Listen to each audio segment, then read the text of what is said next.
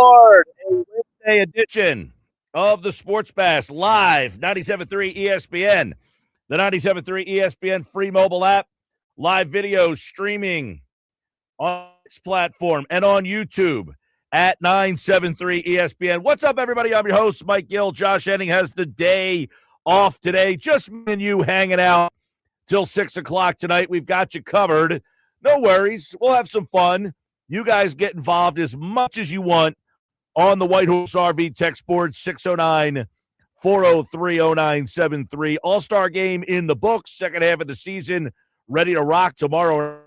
We're all over the Phils. The All-Star game last night, a dud, and there's a lot of reasons why the game was not very good. 3 runs early, snooze fest in between, and basically here we are. But the weekend itself, All-Star Village weekend, home run derby, red carpet, All-Star game, it was awesome. I mean, to have the All-Star game in the area, you know, the one regret you have is if you didn't get to go and you're like, man, the energy of having the All-Star game, it is pretty cool. The pomp and circumstance, the glitz, the glitter, the celebs, all that stuff. Philadelphia had a good weekend. I thought it was great last night. You know, the uniqueness of what Philadelphia brings to an event. The crowd is a part of the event.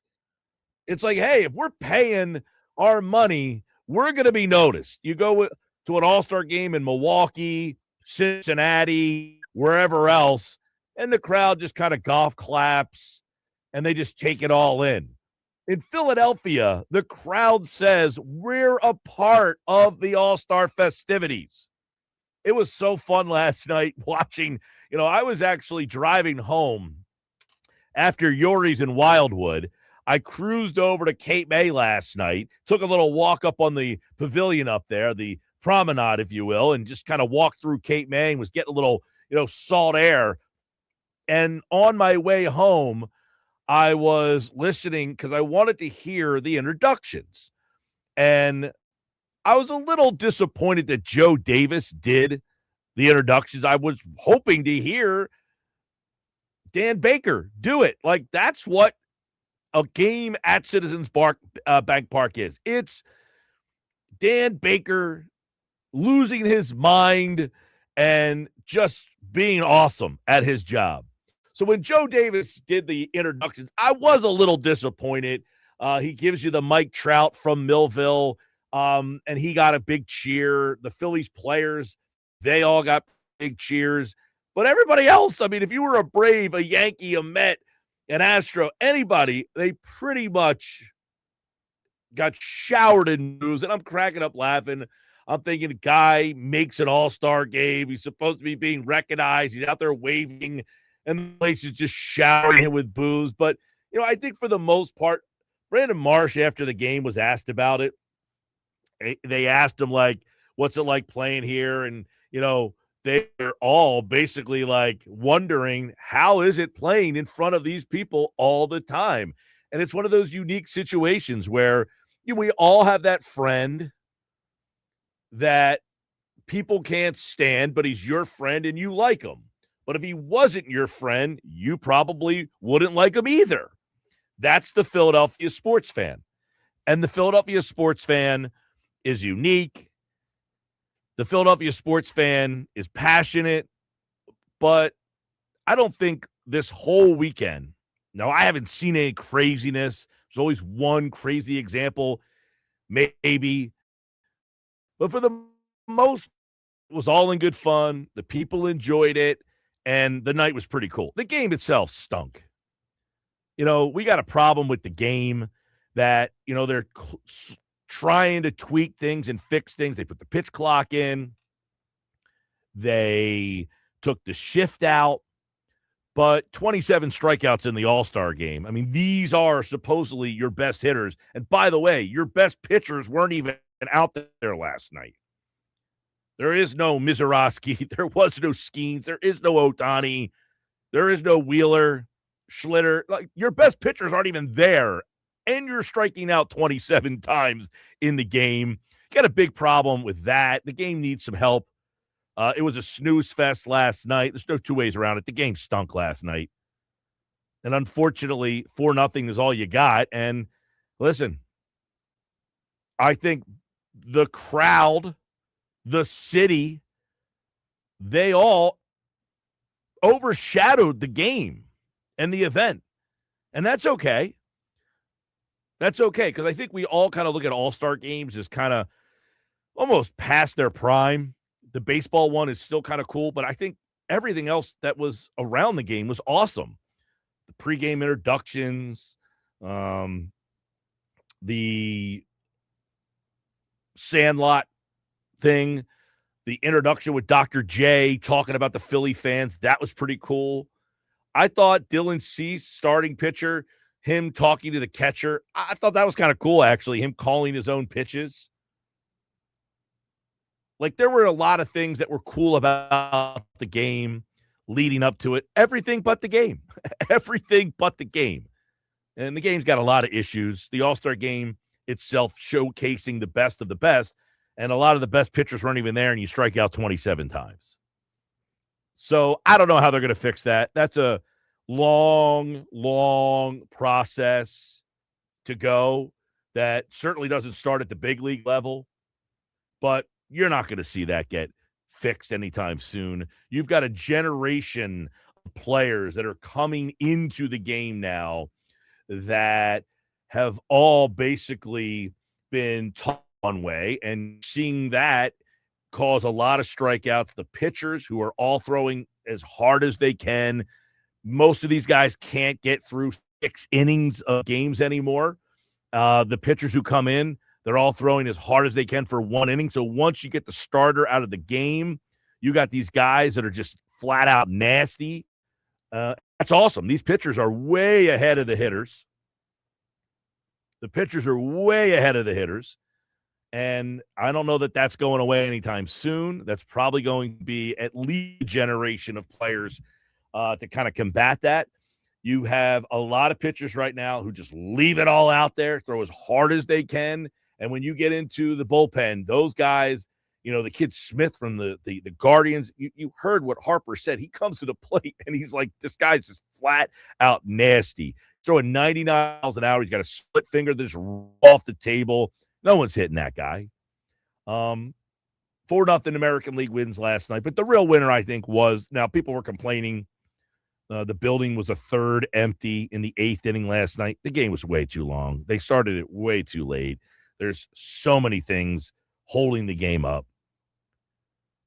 You know, the introductions, every single player, then the starters, they're signing their name, which was kind of cool, by the way. But you got to start that all earlier. That has to be on your television. That has to be all happening in the 6 o'clock hour.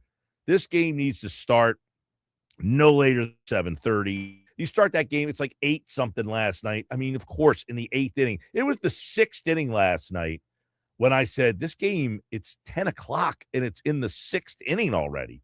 Only in the 6th inning. And by that point, you had Saul Schwarber, you had Saul Sanchez, Marsh. I think that Harper probably hit by that point. I did see Harper hit his first time up. So that's 4 of the guys.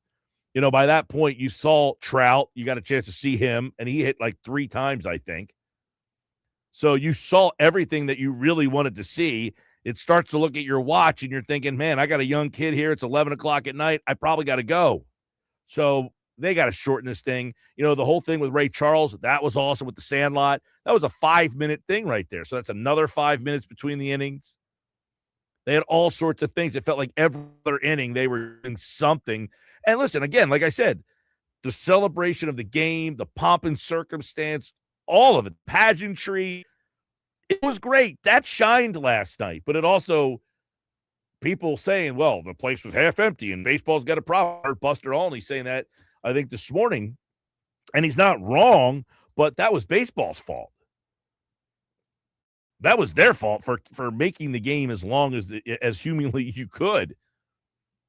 It was basically, how long can we keep this game going? We like it here so much. Let's just keep it and make it longer. So what were some of the moments from the game last night? Let us know, 609-403-0973. Let us know what you thought of the game, some of the moments of the game that stood out. Obviously, second half of the season, we got Phillies Fastball is back today. Geoff and Oscar will join me at the bottom of the hour. Kind of second half look at the Phillies since Don Mattingly's first game as the manager. The Phillies are 45-24. That is tied with Milwaukee for the best record in the majors. They were 9-19. We know under Rob Thompson that was tied for the worst record in baseball at that moment on April 27th.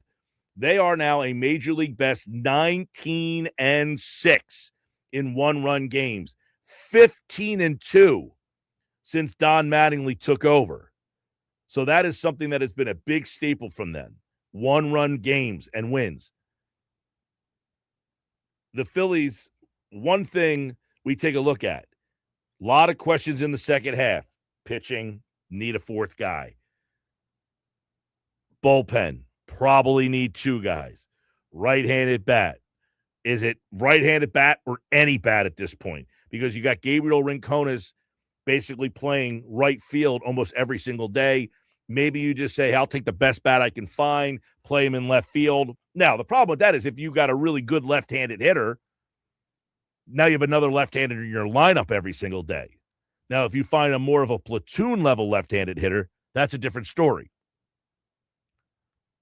So all of that stuff discussed as the Phillies get ready to start the second half of the season. Tomorrow night against the Mets. And, of course, they are right now, as we get ready to start the second half tomorrow night, way, way better. 2 games out in the National League East. Way better than we could ever imagined. 2 games behind the Braves in the National League East. We were talking, they were 6.5 back, I think, 3 weeks ago. We were wondering if they can get to 4.5 by the All-Star break. They're down to 2. Now, that said, they are the second wild card team. They're still not the top wild card team, which means if right now they had to play in the wild card round, they would be at Chicago playing the Cubs for 3 games. We talked about this a couple weeks ago. One thing about being the wild card team, and right now it being the Cubs have multiple left-handed pitchers that you would have to face in a playoff series, including their ace, Shota Imanaga, their number 2, Matthew Boyd. They also made a trade for David Peterson. They've got lefties, and I think Steele is scheduled to come back for them at some point as well. That's a team that the Phillies most likely want to try to avoid. That is a team that if you get to the playoffs and play in a 3-game series, even a 5-game series, that Cubs team is going to be a problem for you. We saw what they did to the Phillies when they played here, when they played against each other, back in April when Rob Thompson was still the manager. It was a problem for the Phillies. They got swept. They got beat by the Cubs multiple times in the series. They played back-to-back series, within a week of each other. They played the series. I don't remember if the first series was in Philadelphia or the second series was in Philadelphia, but the Phillies played the Cubs back in April, and they lost 2 of 3, and then they swept. The Phillies got swept in Philly and lost 2 of 3 out in Chicago at Wrigley. So it's not a good matchup for them. 609-403-0973 on the White Horse RV text board. A couple people texting in. Let's get those up. And Adam Shaner and Cape May's in here. Hey, Shaner and Cape May. I was in Cape May last night, man. What a great town. I don't feel like people from this area take advantage enough of just getting in the car, driving over to Cape May, parking your car, and just walking around. It's just like something special over there. Just a deal walking around Cape May. After Uri's last night, I said, you know what?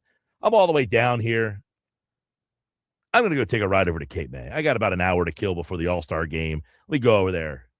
Shaner said, I'm glad I didn't spend $7.50 per ticket after that snooze fest. Now, I will say, Shaner, I don't want to spend $7.50 a ticket either for the game, but I think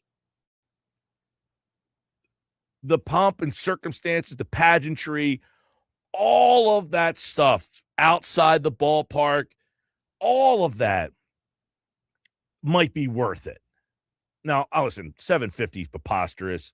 How we got to this world where we think you could throw 750 on the ticket and say that's what you're paying to get in this building, because that's the problem. You can't guarantee me a great game. So because you can't guarantee me a great game, you shouldn't be charging me that price. It's whatever. It's that game last night should be like $200. You get everything. You get outside, the lights, the fireworks, the introductions, the pomp, the circumstance, everything. You spend $750, you're looking exactly what you just said, the snooze fest of a game. Now, he says, for the Derby, I would have dropped some dough. I heard a lot of people say that the Derby was a better atmosphere, that the Derby was just a better time. It's a whole different, you go to a ballpark, you watch a baseball game. You go to a ballpark and you see a party unleash. Now, that said, I think the home run derby is way too long as well. This is from Geoff, who texted. He says, I like the fact the Phillies are playing the only game in Major League Baseball tomorrow. However, I wish it was a 4-game series rather than a day off on Friday. Yeah, they're playing the Mets tomorrow night. It is the only game in town tomorrow, and I do agree. I hate the fact this is the third Friday night that there is no Phillies game coming up. I mean, baseball is Friday, Saturday, Sunday. What are we doing? How are we having a situation where we're scheduling games and series that can't play on a Friday night? Terrible. Got to fix that. Can't have that ever happen again. I know the whole World Cup thing, but figure it out. Don't have Philadelphia at home when the World Cup's here. Don't have Kansas City at home when the World Cup's there. Figure that out. Now, I know those two teams are playing against each other. That's the time. Guess what? Don't have them play against each other. It's that easy fix. 609-403-0973. I got LeBron watch, Embiid, Maxey, Brown have all contacted LeBron. Is this thing getting real? Now, LeBron's agent, Rich Paul, was supposed to have a podcast today, and he canceled that podcast. I don't know why. LeBron is supposed to be a part of this Fanatics Fest tomorrow, and he is supposed to appear on a podcast. Will he have already made his decision? Will the podcast be him making his decision? Or does he want to get that decision out of the way right now and then talk about his decision tomorrow on the podcast? According to Dave McMenamin, who covers the Lakers, he reports sources are saying that the Sixers trio of Tyrese Maxey, Joel Embiid, and Jaylen Brown have all been in communication with James. Now, this is interesting because we have been told that no one was getting meetings, no one can talk to him, just leave a voice memo, and they'll pass it along to him. Apparently, Maxey, Embiid, and Brown have all been in some sort of communication. So the excitement level around the NBA that has people connecting LeBron closer to Philadelphia. Now, we've been looking at the Kalshi odds. For those of you who don't know what that is, Kalshi is a prediction market, and it moves up and down based on information and stuff like that. Kalshi right now, Cleveland is down to 39%. They were like in the 50s, almost 60% earlier when I started to look at. Golden State, 27. Miami, 16. Philadelphia is up to 13%. They had been as low as like 4% on the Kalshi odds. So they've gone from 4 to now double digits. That is definitely something to keep an eye on.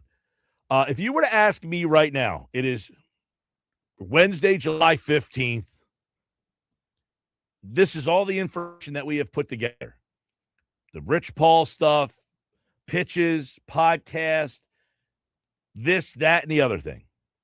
You're asking, where do you think, this happens a lot. You go out, you meet somebody, they say, what do? You tell them, and they ask you a sports question, right? It's just a default. Oh, what do you think of this? If that person that I met asked me, well, where do you think LeBron's going to go? My answer would be, I think he's going to play in Philadelphia next year. I think he's going to sign with the Philadelphia 76ers. I do.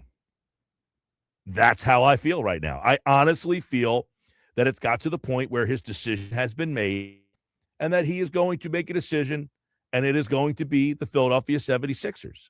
I could be completely wrong, but I just don't feel that Cleveland makes a lot of sense. Look, this is LeBron James. This is the greatest player of all time in many people's aspect.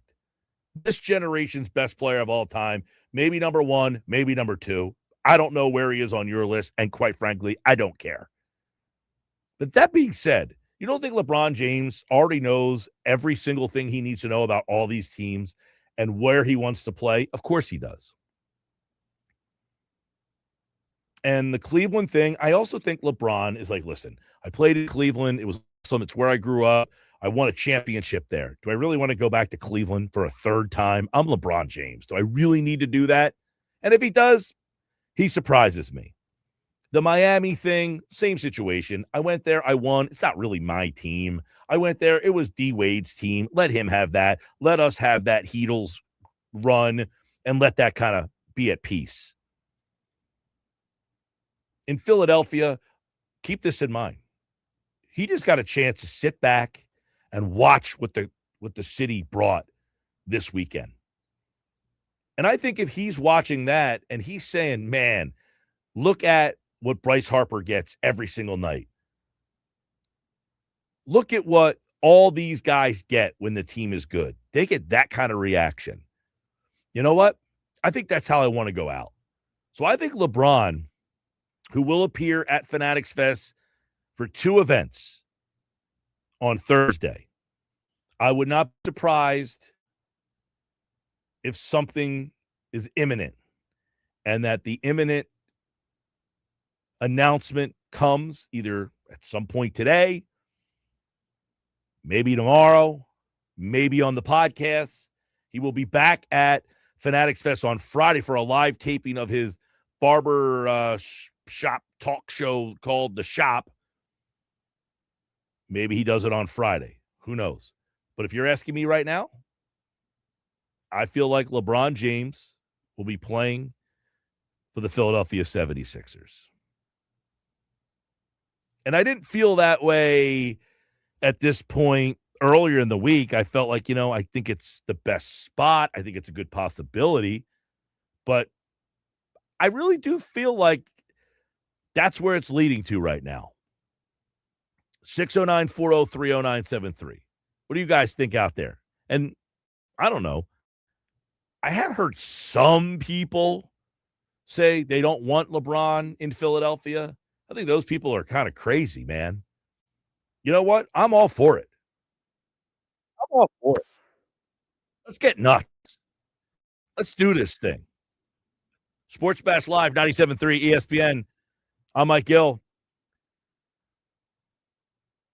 August 3rd, the Golics return to 97.3 ESPN Radio. The new weekday lineup starts August 3rd with Mike Golick and Mike Golick, the Golics, 97.3 ESPN, 10 a.m. to noon, 97.3 ESPN. Coming up this hour of the show is brought to you by the law office of Craig A. Altman. The Phillies Fastball today. We'll look at the second half of the season. Jeff Kerr was at the All-Star game last night.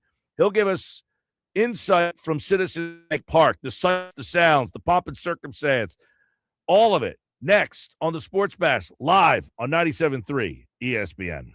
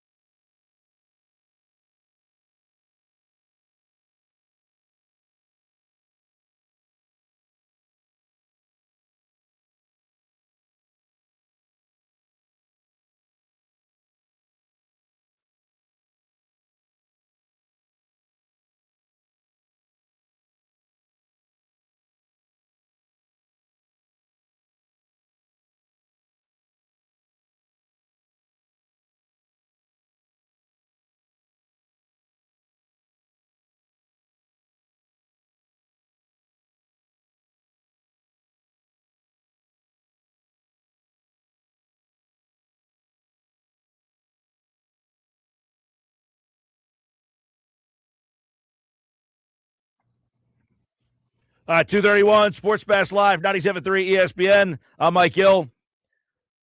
Time for today's Phillies Fastball. The Fastball today is always brought to you by Ventnor Social, the place to go catch every Phillies game on their 20 big screen TVs. Enjoy great food and drink, and enjoy the Sports Pass. July 29th, we will be live at Ventnor Social, giving away that trip to go to Baltimore, Camden Yards, to go see the Phillies play the Orioles. You know, the Orioles are only 2 back in the wild card now. They've got themselves back into the race. Our Phillies Fastball segment, Geoff Kerr and Oscar Budashin are here after a couple of days off. The boys are back, and the Phillies will be back tomorrow. Let's break it all down. Now, Geoff Kerr, I believe you were at Citizens Bank Park taking it all in last night. A snooze fest of a game, but the pomp and circumstance, the pageantry, and everything else, it had to be pretty cool to be there last night, even though the game wasn't great. Yeah, it was a fun game to be at. I'm not going to lie. That Sandlot tribute in the 5th inning, it was so cool seeing it live. I don't know how it was on TV. That was so unexpected. Like, they just pretty much turned the lights off, and all of a sudden you saw Sandlot, and you saw kids coming out center field on bike. It was really cool to see the Fanatic race with the presidents. I thought it was really neat. Just the whole America 250 thing, honoring the 250th birthday of this country. The pageantry of the All-Star game was A+. The game was very, very boring. But Geoff, I think the whole All-Star Village for the weekend, the Derby, the red card, like the whole thing, it seemed like, you know, it almost like we took for granted. Like, if you didn't go, like I didn't go, I didn't even think to go. It just kind of snuck up on me, and I was like, you almost look back and say, man, I wish I would have just walked around the town and for a little bit.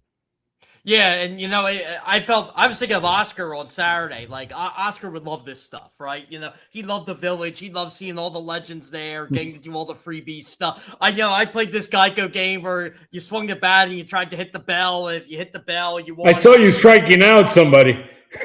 I want to go ball on Saturday. I don't know if you needed to use the ABS system or not. I did not, but I did want to go ball Saturday. There was like a pitch challenge, and if you were accurate, you want to go ball, and you got the spin to win a gold ball on the BetMGM. I got to do that too, so that was a lot of fun. I mean, look, the whole weekend was great. I mean. Yeah.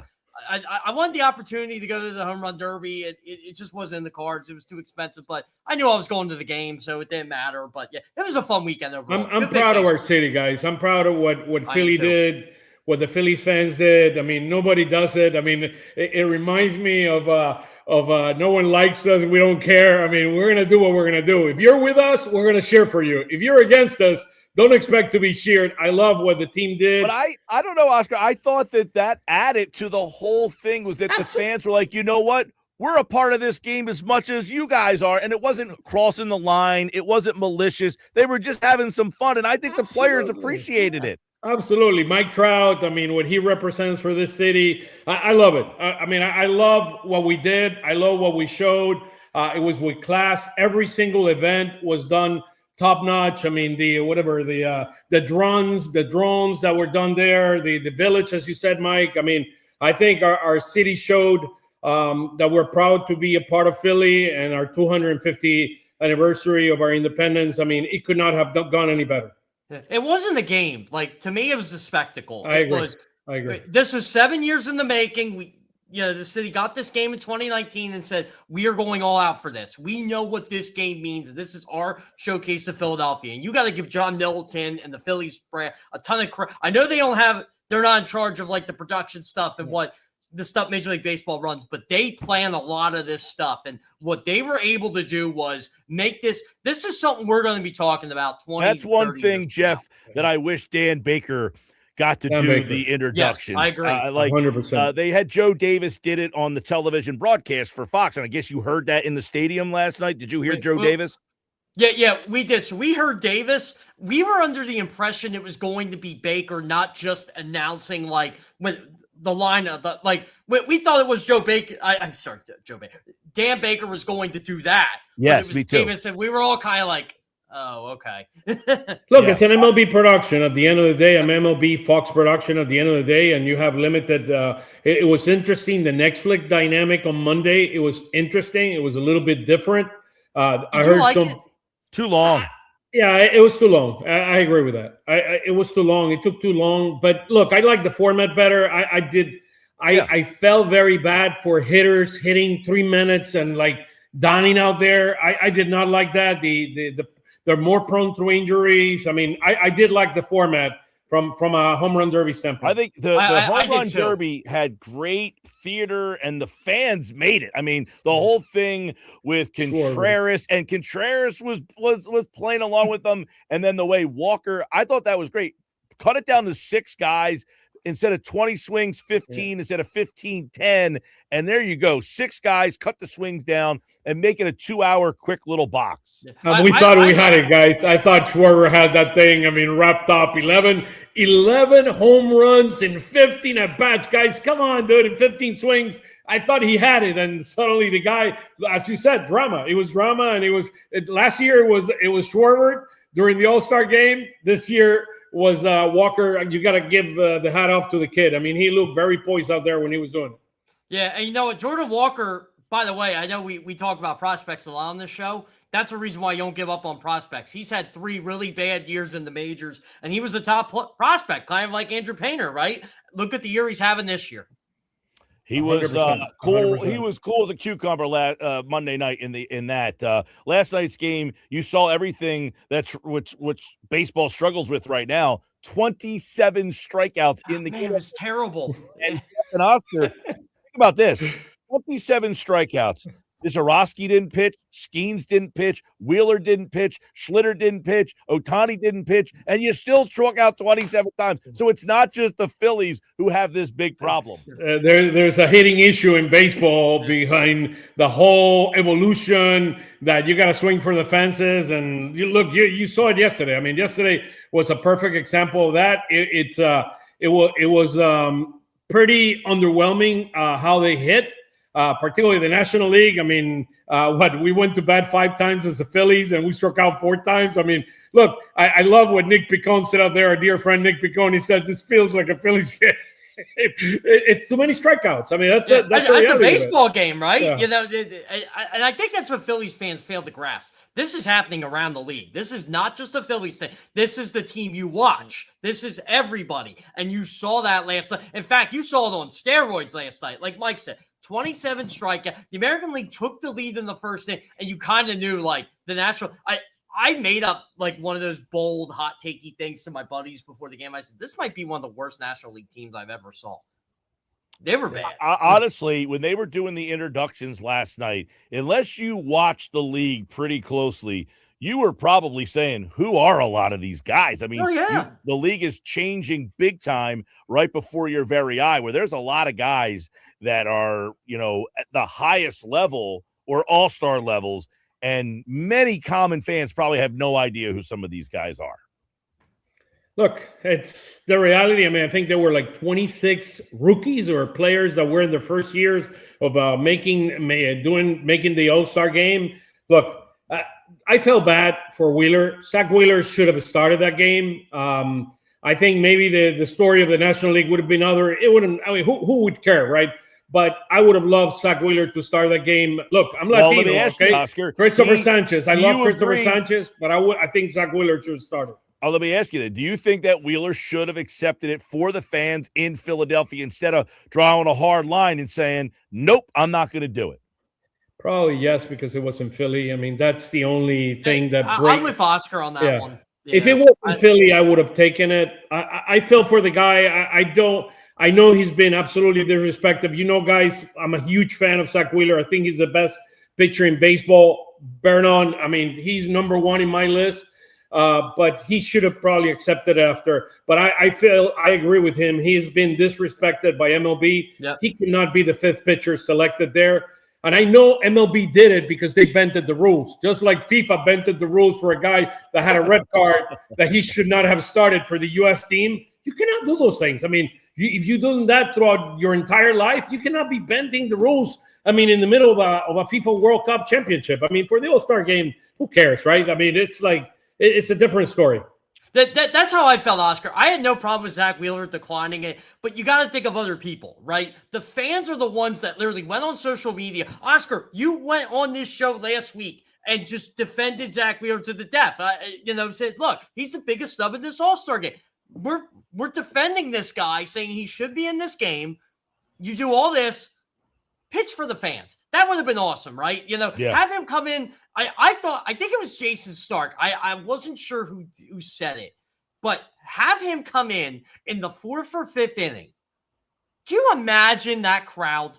I mean, him coming into that game. It would have. Oh yeah, well, I mean, they were going nuts for. I thought Brandon Marsh had the loudest ovation out of anybody on the. I was going to ask you that. Who had the largest ovations last night? Because yesterday, one of our questions was for me to rank them, and quite frankly, I was like, man, I don't even know. I said, I think Marsh is going to get a loud one. Schwarber got one the night before. Harper. I was like, and then, of course, you got the Trout factor in there. I actually thought, guys, and I guess I was wrong on this, I thought the fans would have showed Walker the appreciation the next night after they just booed him. They just booed him. I was like, I think the fans will probably appreciate what he did. You know who I think got the loudest boo? And it wasn't even a player. It was Mr. Met, Mr. and Mrs. Met. Oh, my God. They were getting booed in the concourse. They were getting booed coming out of the dugout. It was so. They announced the president's race, and everybody started booing. Well, what's this for? I'm like, well, the Fanatics going to be involved in some way, shape, or form. Jason Kelce, guys. Jason Kelce. They don't like us. We don't care. Who got a loud ovation? Kevin McGonigal. I actually saw his family after the game last night. I thought that was really cool, like the appreciation of McGonigal. He's part of us. Well, and it's cool that, I said it, Joe Davis doing the introductions, he did say from Millville, Mike Trout, and from Delco, Kevin McGonigal. So he knew at least to throw that hometown flavor in there. So I thought that was cool. The other thing was, I thought, like, Chris Sale, the fact that he did come out and admit that and he did not belong like at the game. Know. Yes. Yeah. Him and Logan Webb also kind of acknowledging that Wheeler should have been there over him. I thought both of those guys could have got a little bit of a golf clap last night. I would have given them a goal. I'll tell you what, people were looking at me because I was just clapping for everybody. I'm a players guy. I enjoy the players that are there. And people were like, why are you clapping for Juan Soto? I'm like, I like Juan Soto. I want to see Juan Soto hit the ball over the fence. That's why I'm here. No. Let me put it this way. Any New York Yankee, any New York Mets, no way, man. It's like the Dallas Cowboys. You know what, Oscar? Since you brought this up, I thought this was very interesting. I thought Yankees and Red Sox boos were louder than Mets boos. And there were a lot of Red Sox fans there last night. Yeah, Contreras didn't speak too highly of us, so, I mean, we got to get it against him. But I don't know why. Bryce Harper's trying to recruit the guy here. I was going to say, all I kept thinking during the home run derby, Oscar, I kept thinking of the way they were booing him, and then he was playing along with it. I felt, man, this would be the ultimate if they ended up getting him and him becoming a fan favorite here. That, to me, was all I kept thinking about Monday night during that home run derby when Wilson Contreras was up to bat. He ain't coming. By the way, Boston have won the last, 9. They're 9 out of 10, and they're like a couple of games out. I mean, it's like the American League stinks this year, to be honest with you. It does. They only have 5 teams over 500. It's terrible. It's crazy. I mean, thinking about it, Mike, and the question you asked, the more I think about it, I think this team needs 2 bats. I was thinking of what Kike Hernandez and Tommy Edmonds dodged for the Dodgers. We need a couple versatile guys that can play the outfield, that can play the infield, that can make contact, that can create runs. We need a couple of those guys in this lineup to balance out all the hitters that we have. All right, before we go about the game last night, what was cool? When Torres hit his home run, right? I'm saying in 329. I wish I would have had a seat like that for the Derby because that ball he hit, that was a shot. I literally thought he was going to hit the Citizens Bank Park sign when it came off the bat. A buddy of mine sent me a text. His son, and then the guy last night who caught Walker's home run, threw the ball back onto the field as a kid who played down here as well. I've been getting that video sent to me. I said he threw the game-winning Jordan Walker home run. He threw it back onto the field. All right, before we get out of here real quick, Mac Yelp. They do know those balls were signed, right? I saw that. They had signatures. Yeah, those balls are Graham Foley, the social media director of the Flyers, caught one. So real quick, the Phillies have announced tomorrow night Aaron Nola will be the starter. Jesus Luzardo Saturday. Alan Rangel will pitch on Sunday. That means Wheeler and Sanchez will start back up, and they will face the Dodgers over the weekend. The Well-deserved Phillies rest, by the way. And the Phillies have a pretty tough schedule coming out of the break here. They got the Dodgers, they got the Yankees. I mean, they got the Mets coming up here. So out of the chutes, you're going to get Aaron Nola to pitch Thursday night, guys. Yeah. Also, you're going to get Zach Wheeler and Christopher Sanchez against the Yankees, too. That's a big thing. It's the same way we've done it the last few years where we the guys that have a heavy workload like Wheeler and Christopher Sanchez, we tend to put them toward the beginning of the when we start back in the back end and the front end. And look, you got the Dodgers. The good thing is we're getting the Yankees without Aaron Judge. So that's a good thing. Yeah, he might be out for Oscar, a while. I want to ask you this. It was very humid last night, right? Didn't it look like Christopher Sanchez was tired, like hot and tired? He was off. I mean, he was off. The biggest issue with Christopher yesterday, his command was complete off. He has 2 strikes on Bellinger, and he just threw the ball in at 2-2. I mean, he threw a cookie off. in on that one. Yeah, if he gets out of that inning, I actually think the NL wins that game if he gets out of that inning. As much as they struggled and they Phillies Fastball is back tomorrow. We'll preview the second half of the season and the Phillies and the Mets. Geoff and Oscar, good all-star game conversation, and we'll do it again tomorrow here on the Sports Bash. Thanks, guys. Go Phils. All right, there is our Phillies Fastball for today, brought to you by Ventnor Social. We'll be back with Do You Remember this July 15th? Do you remember? That's coming up next on the Sports Bash.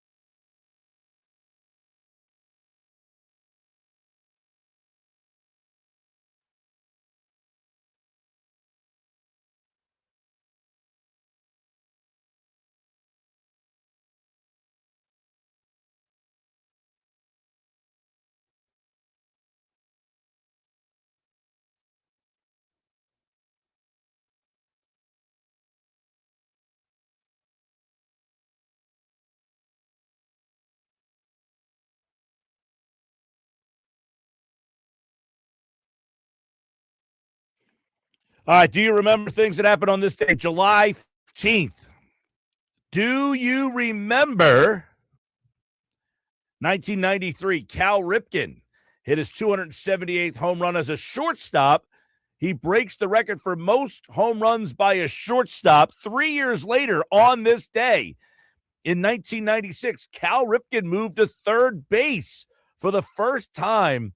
That ended a streak of 2,216 consecutive games at shortstop. His consecutive game streak is the longest in Major League Baseball history. And do you remember July 15th, 2025, Kyle Schwarber wins the swing off following a 6-6 tie after 9 innings. Schwarber wins the MVP.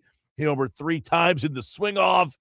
That was, in that 5 minutes, it was way more exciting than anything we saw last night in that game. Kyle Schwarber on this day in 2025 wins the National League All-Star Game MVP.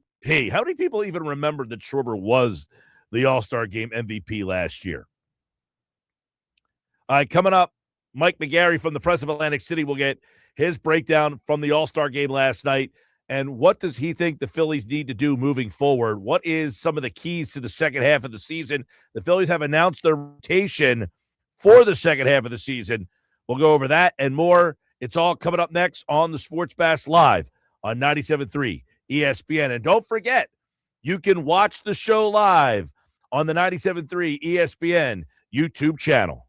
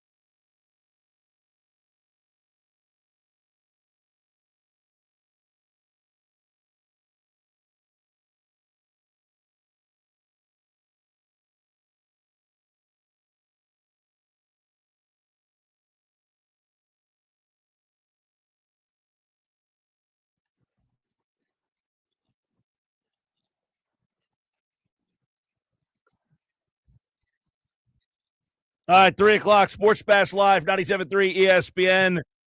The All-Star Game festivities in the books. We'll take a look back at the night. Mike McGarry from the Press of Atlantic City was there.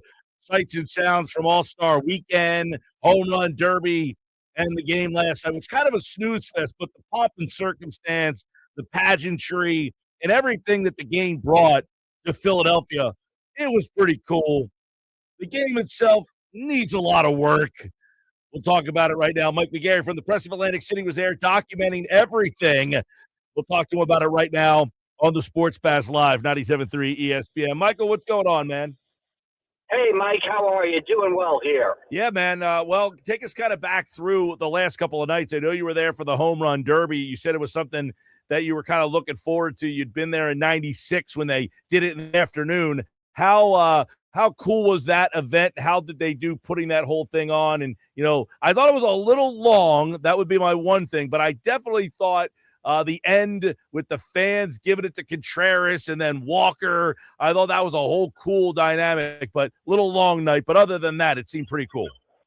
Yeah, I would agree. I'd give it a thumbs up on a scale of a 1 to 10. I'd give it an 8, 8.5, and I would encourage anybody that had an opportunity to go to a home run derby to go. I thought, again, the introductions to the home run derby were great. I agree with you. I thought the first round dragged a little bit. I mean, the guy comes up, Contreras comes up, and he's just hitting bombs. And, the first couple of bombs that hits, you're like, oh, wow. The 20th bomb doesn't have the same effect as the first bomb, basically.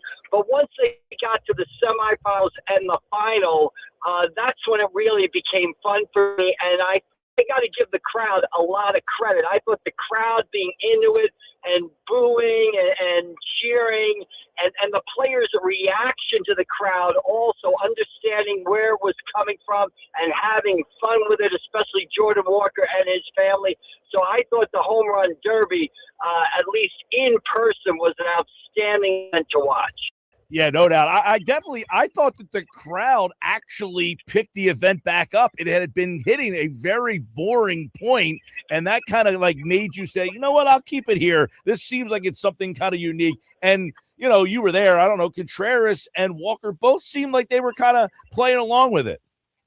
Yeah, and I think you make a great point there, Mike. We might be talking differently if both Harper and Schwarber were knocked out in the first round.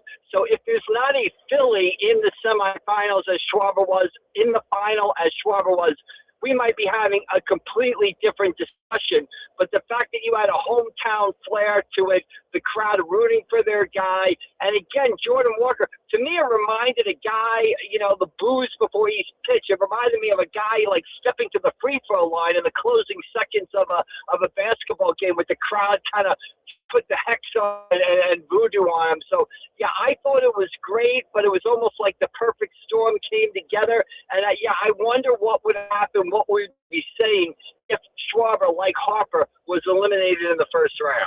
Well, obviously, Schwarber comes up just short, but, man, those 6 straight bombs from Walker, what was the feeling in the ballpark during that time?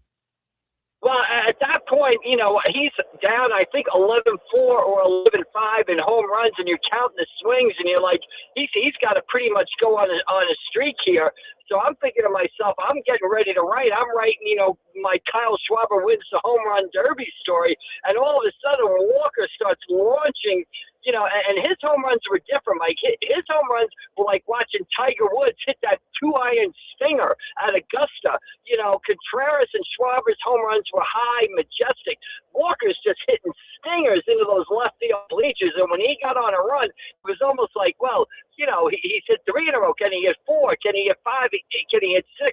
And he did it on every occasion. And, his reaction, his dad's reaction, the crowd's reaction, again, it just made for a great night at the ballpark. Take us back to Bryce Harper getting introduced and what this weekend or this event meant to him at this, stage of his career. Yeah, I mean, I wrote a column today. It's on pressabac.com. where Harper was one of three guys to speak to the National League All-Stars before the game.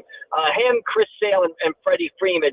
And Harper's basic message was, hey, the first time I was at this thing was 2012. I was 19 years old. Now I'm 33 years old, and I'm at my 9th All-Star game. And, boy, time goes quick, so you better slow things down and really embrace these moments and relish these moments. And I think he did a great job with the introductions, especially on the home run derby night. They don't call him the showman for nothing, Mike. He's introduced last. He comes up. He pumps up the crowd. He climbs up the ropes. Like he said, Sting was his favorite wrestler growing up. He dropped the NWO reference, Kevin Nash reference. It's why, Bryce Harper gets it. I mean, it's show business. That was show business Monday night, and Bryce Harper puts the show in show business. Yesterday we were trying to rank who would get the biggest ovations, and it was tough. You got 6 Phillies plus Mike Trout, and I'm thinking, who is the bigger star, Harper or Schwarber? Was that evident last night? Well, it's close, Mike. It's close. I mean, the people love both guys, but the people love Kyle Schwarber. I'm not going to come out and say that he's more popular than Bryce Harper right now with Phillies fans. I think they're kind of equal, but I think people like him in different ways. And maybe it's kind of like that question he asked, well, which one of your sons do you like or love more? Obviously, you love them the same, but it's a little bit different in each case. And I think the people love Schwarber and Harper, but I think they each have a different appeal. I think they appeal in different ways to the fan base. And then, Brandon Marsh, I mean, he's another guy. He's almost like, hey, he's our guy, and he's never made it here. I was thinking maybe he gets the loudest cheers. And then, Sanchez is the starting pitcher. Maybe he gets the largest cheers. And then if the game was close and Duran would have came in to save that thing, the place now, I think by that time, people might have been gone. Maybe it was a more competitive game. But what kind of night was it for Mike Trout? Well, it was a great night for Mike, and I'll have a story up on PressOfAC.com in a little bit. I talked to Mike after the game. It was a different night for Mike Trout. We all remember Mike Trout in 2012, 2013. At that point, he was a young phenom. He wins back-to-back All-Star MVPs. He's bursted upon the scene. Again, going back to what Bryce Harper said, relishing the moment, really embracing the moment. Well, last night was the first time in 7 years that Mike Trout was in the All-Star game, actually played in the game. He had a big role in the ceremonies of the game. He got to spend the days with his oldest son. They were in the outfield shagging fly balls before the home run derby.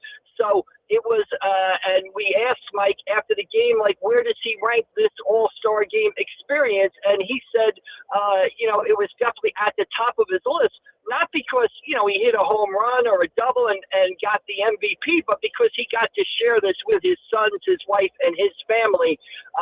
So it was a pretty neat couple of days for Mike Trout, and kind of rewarding to see a guy who has, struggled to stay on the field kind of be healthy this year and have the opportunity to have the moment that he had. The crowd gave him a big introduction when he was introduced. They gave him a big introduction when he came to the plate. So it was a really nice night to see for Mike Trout. Mike McGarry from the Press of Atlantic City, PressOfAC.com.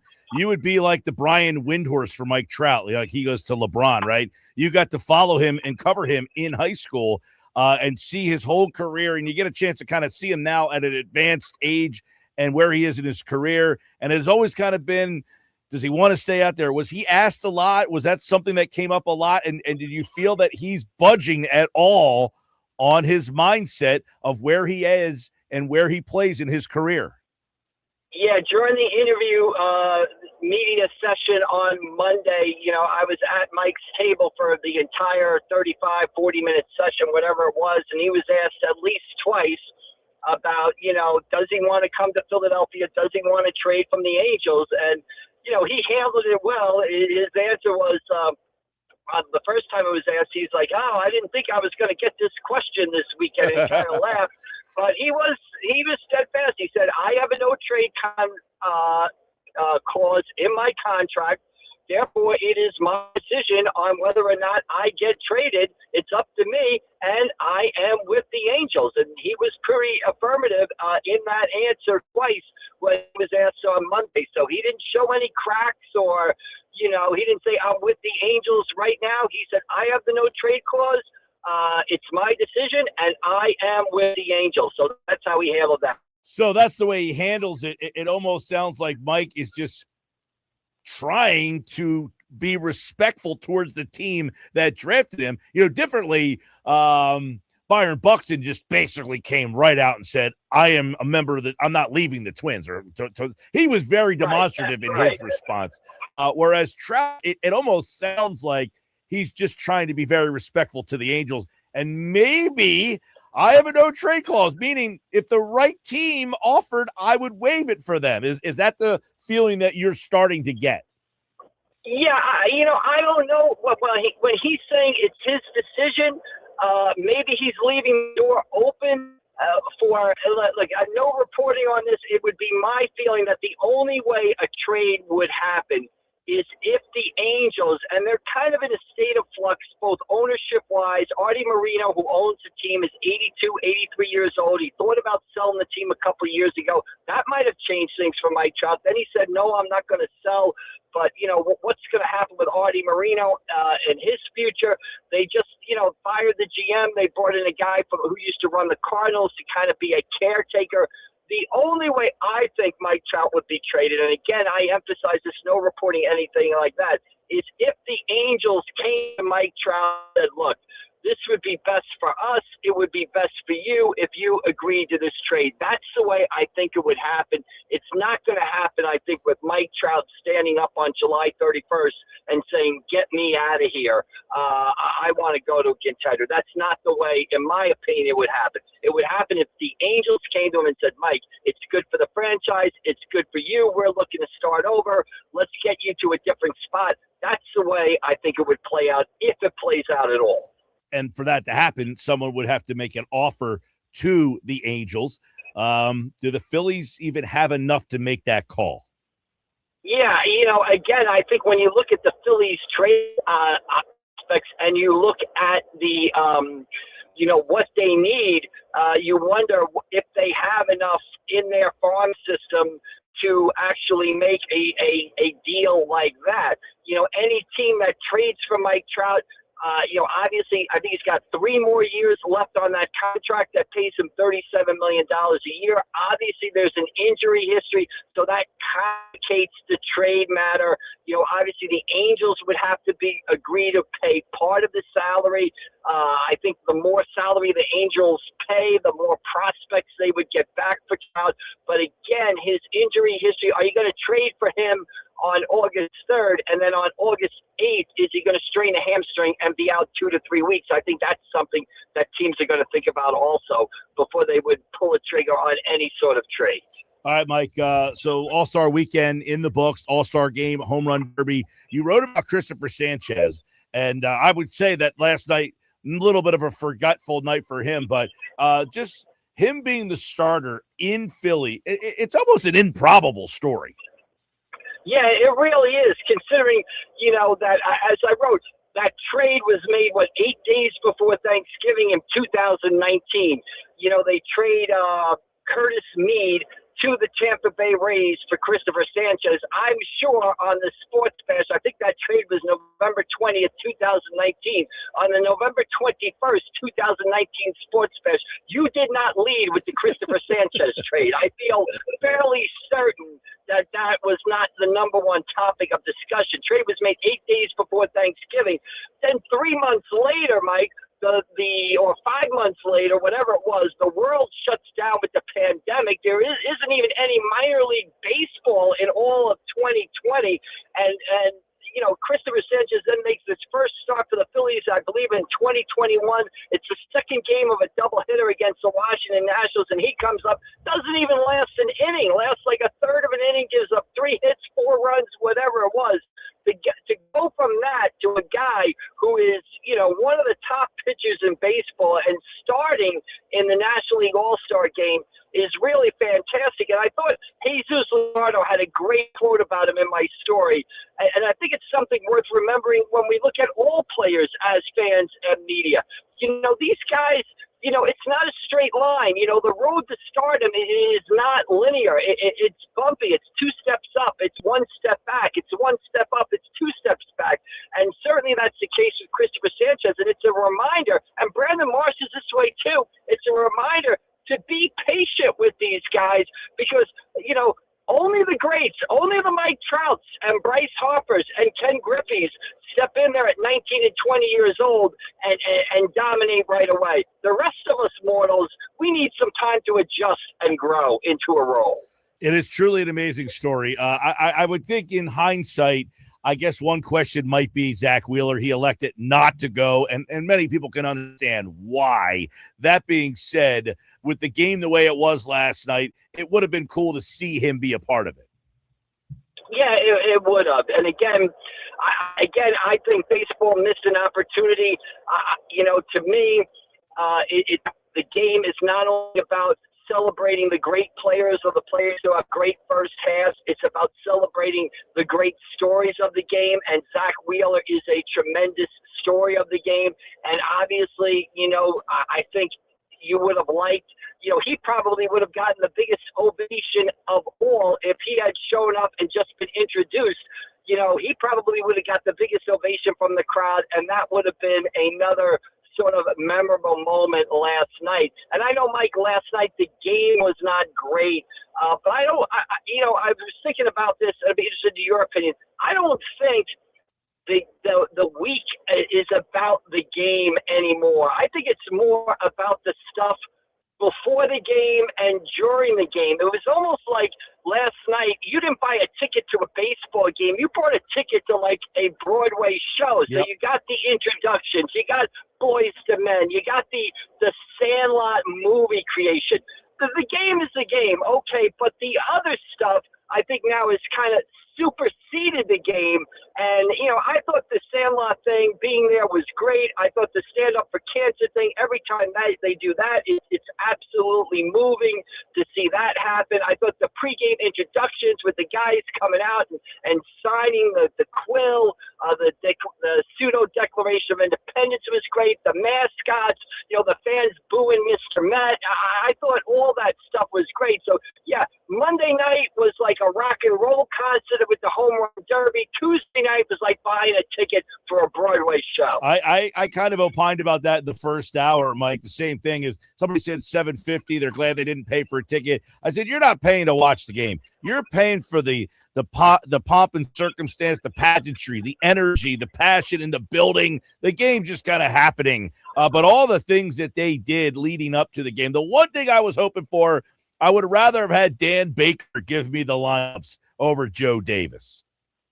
Well, I can see that point, but Dan did get the opportunity to be the PA guy during the game, so everybody who was, stepped into the batter's box got the Dan Baker sort of got to hear Dan Baker say his name and stuff like that. So I agree. I agree there. They could have just let Dan handle it, but at least he got to be a part of it, which a lot of times the hometown PA announcer doesn't even get a chance to do that. So it was good that they acknowledged Dan, who is just a fabulous guy and a well-deserving guy. And, it was good to see him have that moment. And they did, I don't know if they showed this on the broadcast, but they did before the game in the stadium, show a picture of Dan and make a big deal out of the fact that he was going to have an opportunity to announce the guys as they came into the plate to bat. So they did give Dan his moment. I don't know if that they showed it on the broadcast, but before the game, they did it in the stadium. And that was a great moment for Dan.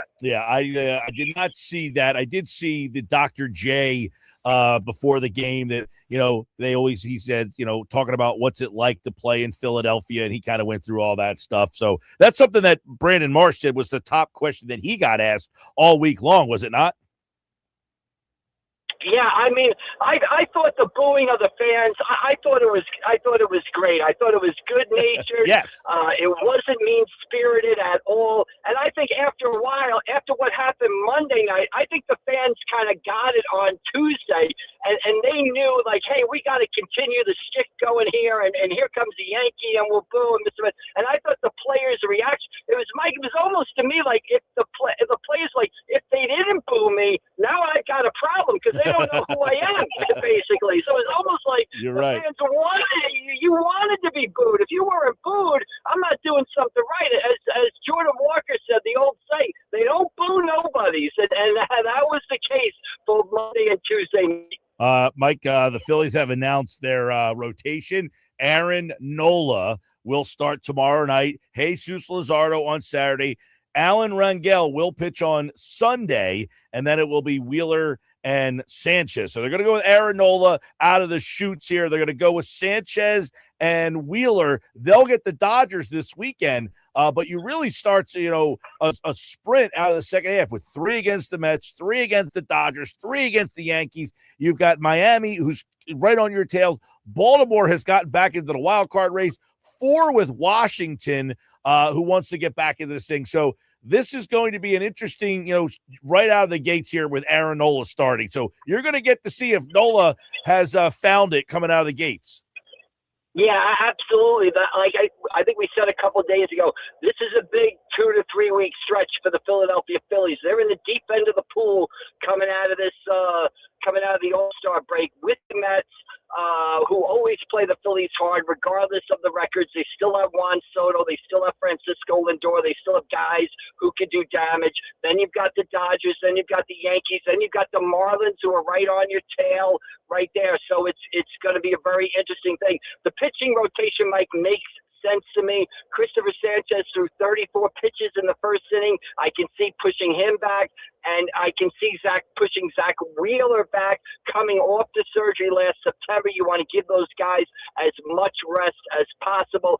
So, yeah, I can see why they're going Nola, Luzardo, and Rangel, and then pushing, giving Sanchez and Wheeler extra rest. But again, this is the great thing about baseball right now. With the 6 teams getting in, with the wild cards, there's a little bit of an NFL feel, right? A little bit of a parity feel. A lot of teams, the Boston Red Sox were out of it 2 weeks ago. Then they win 14 out of 16 games. Now I think they're half a game out of the wild card spot. Things can change in a hurry, and the Phillies have to hit the ground running on Thursday, because with everybody bunched together, you can jump a lot of teams with a hot streak, but you can fall behind a lot of teams with a losing streak. All right, Mike McGarry, great breakdown. You can read more of his stuff from All-Star Week over at PressOfAtlanticCity.com, including catching up with Mike Trout, Christopher Sanchez, Bryce Harper. Check that all out at AC Press McGarry and the PressOfAtlanticCity.com. All right, Mike, we will catch up with you on Friday's show. All right, Mike, we'll see you down the road. Thank you. All right, there you go. Sports Bash Live, 97.3 ESPN. Mike McGarry from the Press of Atlantic City and PressOfAC.com, breaking it all down for us here, giving us a great breakdown of what it was like up there at the ballpark, Citizens Bank Park, which was home to the Major League Baseball All-Star Game. And, of course, we have so much more going on the rest of the day here on Sports Bash. We are keeping our eye on LeBron James and where he could end up. I'll get you the latest odds on that coming up on the other side. This hour of the show, Mike McGarry, brought to you by Broadley's Plumbing, Heating, and Air Conditioning, a trusted source for heating, plumbing, service, and installation for generations. 609-390-3907, online, broadleys.net. Coming up, starting August the 3rd, the Golics return to 97.3 ESPN. Mike Golic and Mike Golic Jr. will be a part of our radio lineup. That'll start weekdays at 10 a.m. right here on 97.3 ESPN. Mike and Mike are back. Mike Golic Sr. and Mike Golic Jr. return to the airwaves of 97.3 ESPN. All right, coming up, our Unsportsmanlike Moment of the day. Mosher has football at 4. Nuggets and Dave Gallagher tonight will join us to talk about the Phillies in the second half. That's all still to come on the Sports Bash on 97.3 ESPN.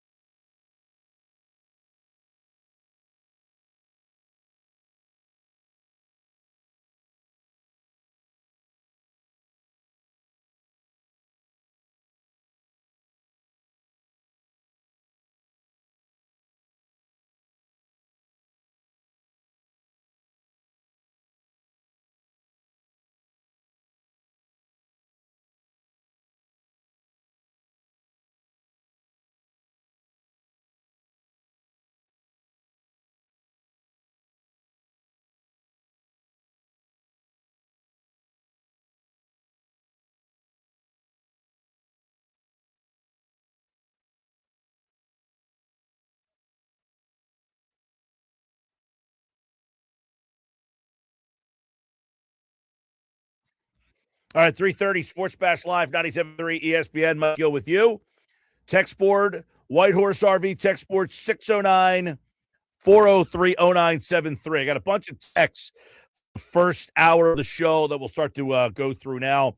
Those of you watching on the YouTube channel, hit the like and subscribe button. If you're not watching on YouTube, you can watch the show every day on the YouTube channel. Couple text messages that we'll get to in just a moment.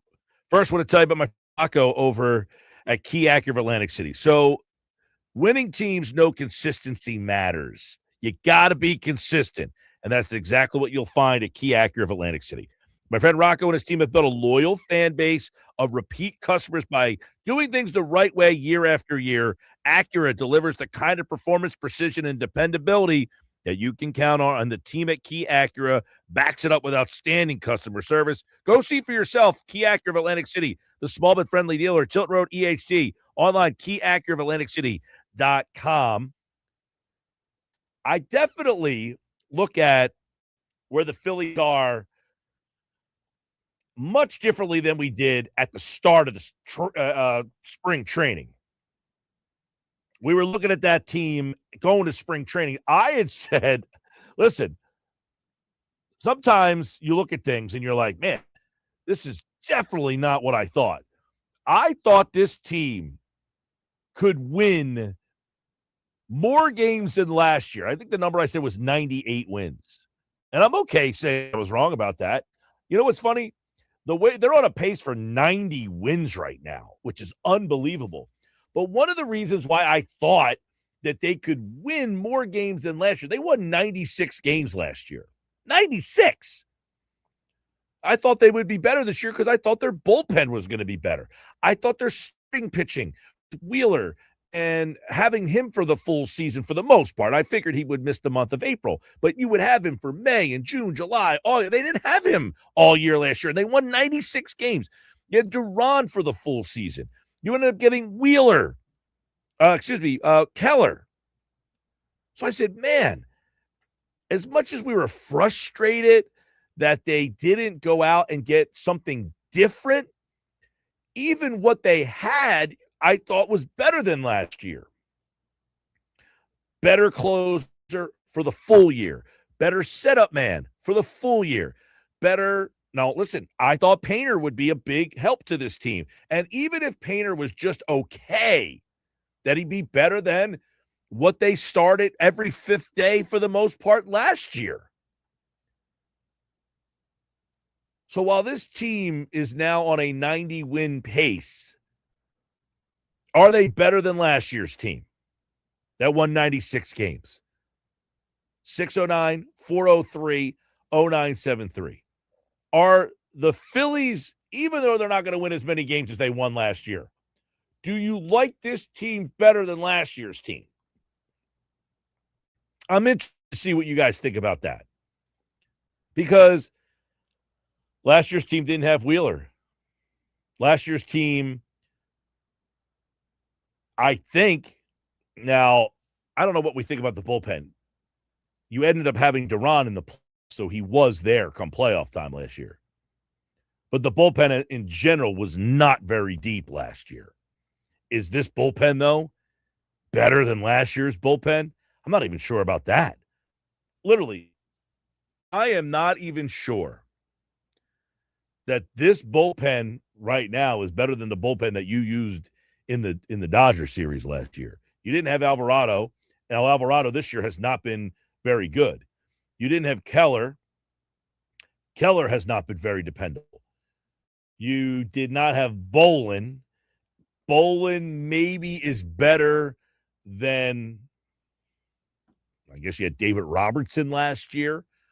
You have Kerkering. Is this Kerkering better than last year's Kerkering? You can make an argument that that's accurate. Meza. I think Meza was actually on the playoff roster last year. I just don't know that he pitched in the playoffs. Backus. You had Banks last year. Banks last year was way better than this Banks. So is this year's bullpen better than last year's bullpen? Probably not. I don't know. That's a push. I think this year's bullpen can get better, and it needs to get better, and I think they need to add some arms to help get it better. That being said, I think the lineup this year is better than last year's lineup. Couple avenues. One, the Harper right now is better than the Harper from last year. Slightly. I don't think it's astronomically better, but he's better. Two, I think Stott's better. But last year, Turner was very good. This year, Turner, not so good.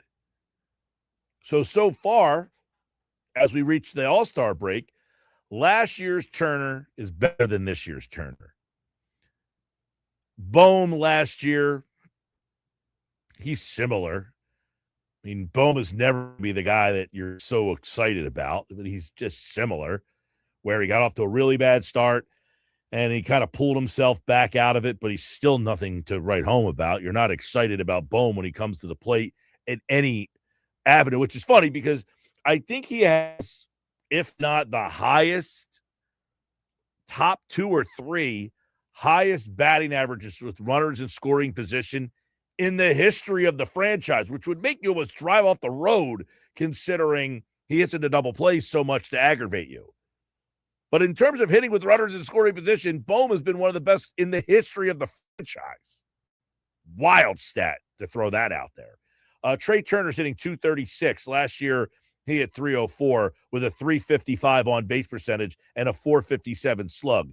This year, he's .236, .284 on base, and a .355 slug. He's a minus 0.2 WAR. Last year, Trey Turner had a 5.5 WAR. I mean, not even in the same stratosphere. He's been terrible this year next to the guy last year. And even the guy last year, I thought was just good, not great. This Schwarber and last year's Schwarber, pretty similar. Last year, 240. This year, he's hitting .254. Last year, his on base was .365. Right now, it's .367. Last year, his slug was .563. This year, it's .560. So he's about the same. Last year, he had 56 homers. He's on pace for about that right now. Last year, he had 132 ribbies, and he's got 59 this year, so he might be a little short of that. Last year, Schwarber had a 4.7 WAR. This year, he's at 2.6. So, he could certainly, he's about on par with the player that he was last year. Now, last year, Harper had a 2 WAR. Excuse me, this year, Harper has a 2 WAR. Last year, he had a 3.2, so I would imagine he's going to pass that. The one guy, now, Bohm, last year, a 1.3 WAR. This year, he's a negative 0.8. So I think Bohm eventually will kind of crawl towards where he was last year. That's nothing to write home about. Marsh, this year, a 1.9 WAR. He's exponentially better across the board than he was a year ago. Now, keep in mind, Marsh last year had a 1.7 WAR, so he's already surpassed that. He's exponentially a better player, but keep in mind, he was a part-time player last year. They're better. This version of Marsh is definitely better than last year's version of Marsh. Center field was a disaster last season. You had Rojas, and this year you're slightly upgraded with Crawford. Crawford, obviously, his WAR is 0.0. Rojas had a 0.5. So you're hoping that Crawford will be able to surpass that. Rojas. And then you got Bader. Now, Bader came and then he ended up getting hurt. So that killed you come playoff time. The right field situation last year, you had Castellanos, who was terrible. And then Max Kepler moved over there. Now you have a similar situation where you have Gabriel Rincones. Now, Derek Hill's interesting. Derek Hill, since he has come over here, has given you something. Since he's come here in 23 games, 327, 352 on base, 538 slug, 890 OPS. Like, that's some real numbers. Now, it's a small sample size. Don't get me wrong. But if Derek Hill becomes the Bader, a guy that, like, Bader was way better last year than you thought he would be. Maybe he just needed to change the scenery, and Bader needing to change the scenery. I'm talking about Hill. Hill had been a first-round pick. So he's not a nobody, but he had not been a very productive major league player. But in Philadelphia so far, he has been highly productive. Now, keep this in mind. Derek Hill has played for Detroit. He's played for Washington. He's played for Texas. He's played for San Francisco. He's played for Miami. This is his 7th team already, Derek Hill. Derek Hill has played for 7 teams already, and he's not an old guy. I mean, he's 30, but still, it's not like he's 35 years old. You know, our buddy Dave Gallagher, who's going to join us at 5 o'clock as he does every Wednesday, he played for 9 teams. Derek Hill's on 7 teams already. As he finally found his footing. You know, his best stop before Philadelphia. Now, in Philadelphia, he's hitting .327 with 3 homers, 8 RBI in 23 games. In 50 games with the White Sox this year, he hit .213 with 4 homers and 8 RBI. He already has 3 homers and 8 RBI in 23 games here. Last year in Miami, he hit .213 with 3 home runs and 10 RBI in 53 games. His best season that he's ever had, essentially, in 2024, he had .241 with 7 home runs and 25 RBI. So I would say don't be overly excited about Derek Hill, but maybe, just maybe, it is kind of clicked for him. And that the problem is Derek Hill doesn't play every single day. You have that role of him platooning. Now, he's played a tremendous center field defensively. Can Derek Hill slide over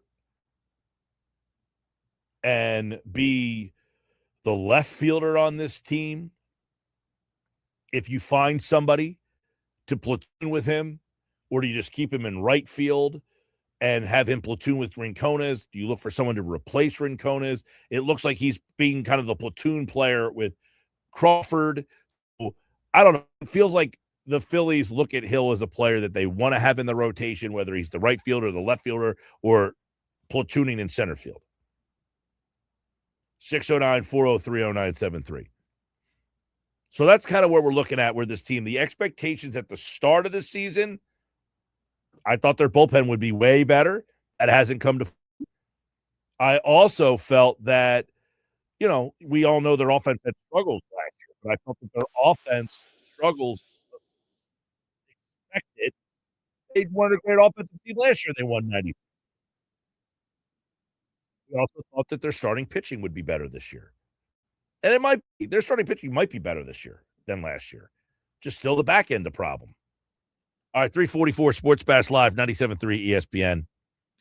Don't forget, July 29th, which is coming fast, we're going to be back at Ventnor Social, so stop out there for the live Phillies day game watch party.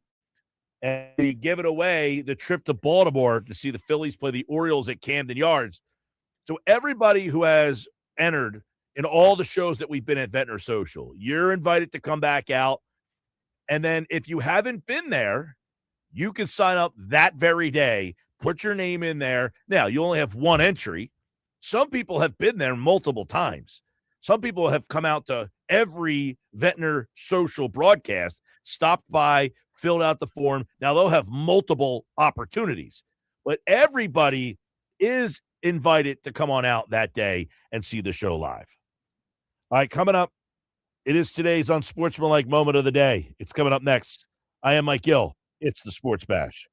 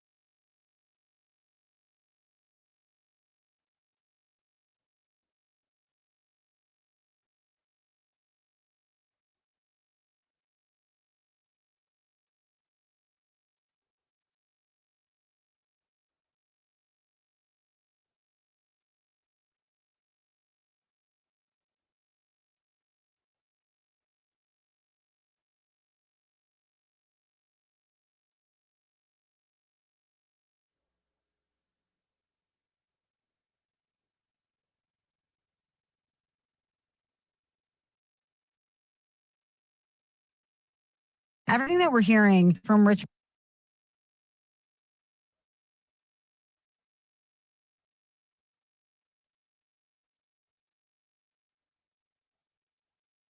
Everything that we're hearing from Rich Paul and from Shams and others who are reporting on this indicates that he's heard everything he needs to hear. When Shams is talking about the voice notes and Rich Paul has passed them along to LeBron, it makes you think that these teams have made their best pitch to him and he knows what he's doing. It's just a matter of how am I going to deploy this information? Michelle Spalding said that this morning on Unsportsmanlike Moment of the Day on the Sports Bash Live, 97.3 ESPN. I think he's made his decision as well. I think she's right. I think he has made his decision, and whether or not he is ready to tell the world, who knows? He's got all these appearances coming up. I do know that Tyrese Maxey was supposed to do a radio interview, and he did not do the radio interview for whatever reason, because there is reporting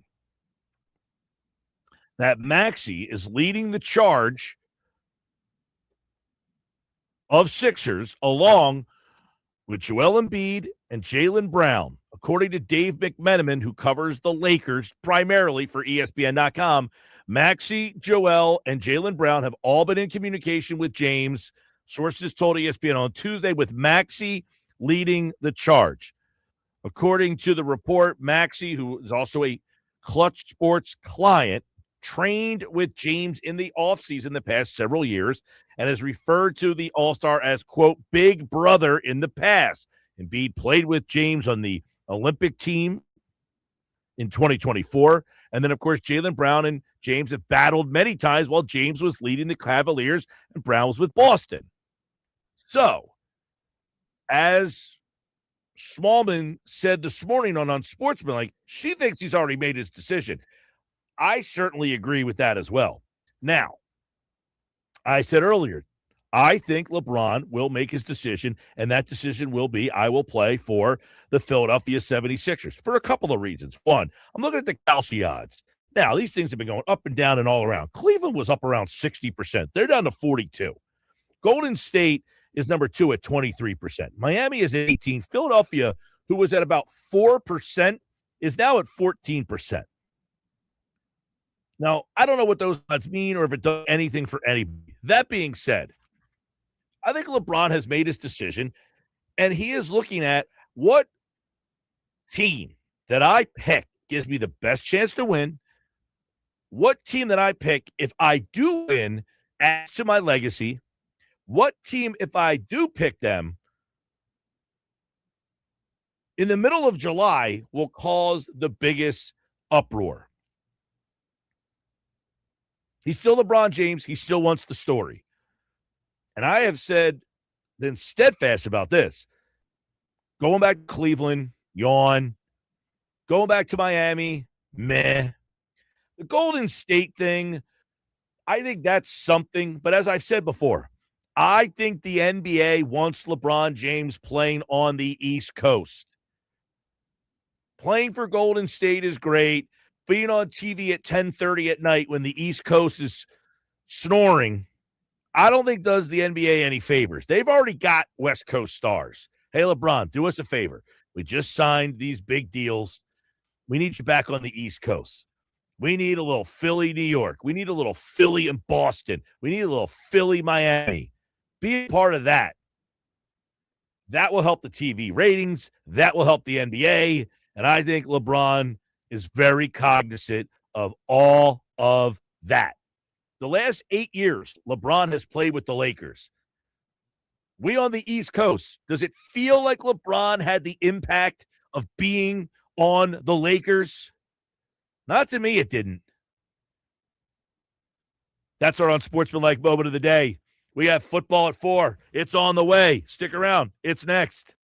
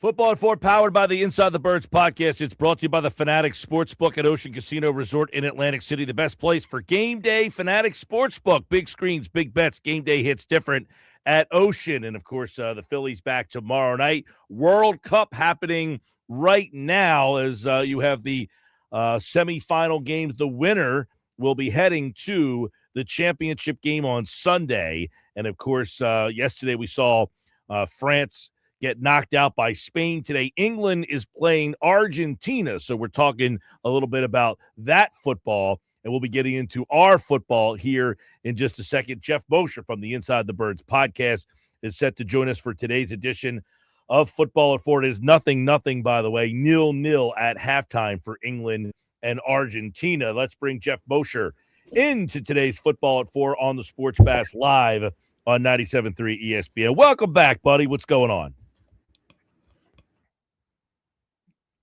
Mosher, you got me. Do you hear me? No, Geoff Mosher. I hear you now. I hear you now. Geoff Mosher's here, everybody. What's happening? All right, we've got we are 1 week till training camp here. We've got 2 weeks, I guess, a little bit. Yeah, I was going to say, let's not jump the gun. Sorry. Last year would have been 1 week. Yeah. Over at phillyvoice.com, Geoff Mosher, you wrote 5 obvious questions non-obvious questions.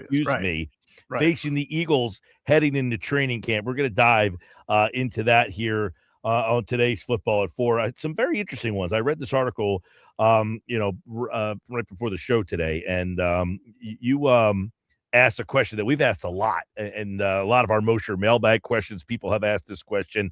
Will the Eagles finally throw to their running backs? And I guess this question has so many peels of the onion. I'd like to hear what you say about it first.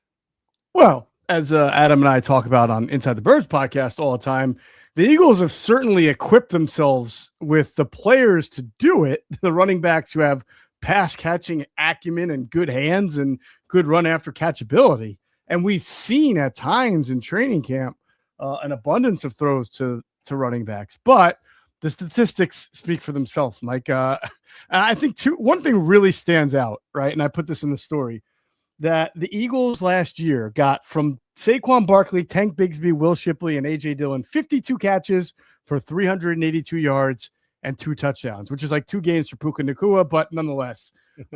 There were six running backs altogether who had that much by themselves, okay? Some of them are obvious, McCaffrey, Bijan, Jahmyr Gibbs, okay? But one of them really stuck out. Do you know which one that was?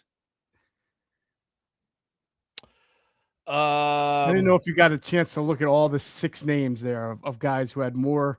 I'm trying to remember. Yeah, I'm trying to remember. I'll give you the spoiler. All right. Kenneth Gainwell was one of the 6. He had 69 catches for 486 yards and 3 touchdowns. This is a guy that didn't have that in his last 3 years combined with the Eagles. So which is wild because in college he played wide receiver. So we really thought that he was going to catch the ball a lot. Yeah, I mean, he was a running back in college who caught the ball. He wasn't. I think he may have transferred at one point from receiver, but it's basically a running back. They had all those running backs there. They played him a lot in the slot. Yes, they did. That is absolutely true. And we never saw it, and yet there he goes. He goes to the Steelers, right? Not exactly a great passing offense, and explodes for 69 catches, 486 yards, and 3 touchdowns. So only 2 teams, Mike, had fewer catches and receiving yards from their running backs last year than the Eagles. One was the Commanders, one was the Rams. The Rams like to normally throw. I mean, Sean McVay likes his running backs. You saw Todd Gurley in his heyday have a lot of yards, but Kyron Williams and Blake Corn aren't those kind of guys, so they don't do it and they don't really need to do it. I just think it's fascinating that you have a guy like Saquon Barkley who had a 91 catch rookie season with the Giants. Now, some of that was out of necessity, but it shows he has the ability to do it. And they don't get the ball to their running backs in the pass game. No, they don't. Is this offense more tailored to that, do you think? Well, so let's look at some of the names of the guys who had more on their own than the Eagles last year. Okay. Christian McCaffrey, Shanahan offense. Bijan Robinson, that was last year with the play caller was Zach Robinson, who is a Shanahan branch. He's with, I think, Tampa Bay now, but yeah, so he's number 2 with 79 catches for 820 yards. Devon Achan, Mike McDaniel offense, 73 catches, 488. We all know McDaniel offense is an offshoot of the Shanahan offense. So 3 of the top 4 guys come from that kind of an offense. And I did mention in the story that the Packers, where Sean Mannion came from, they got 472 yards on 64 catches last year, which is not a whole lot more than the Eagles got, but they don't really I mean, Josh Jacobs is more of a run. He's never had a 91 catch season like Barkley, and they're a run heavy team. Mannion's going to come here and see he's got guys that can catch the ball. Mike, the reason they drafted Will Shipley in the 4th round, someone told me this specifically.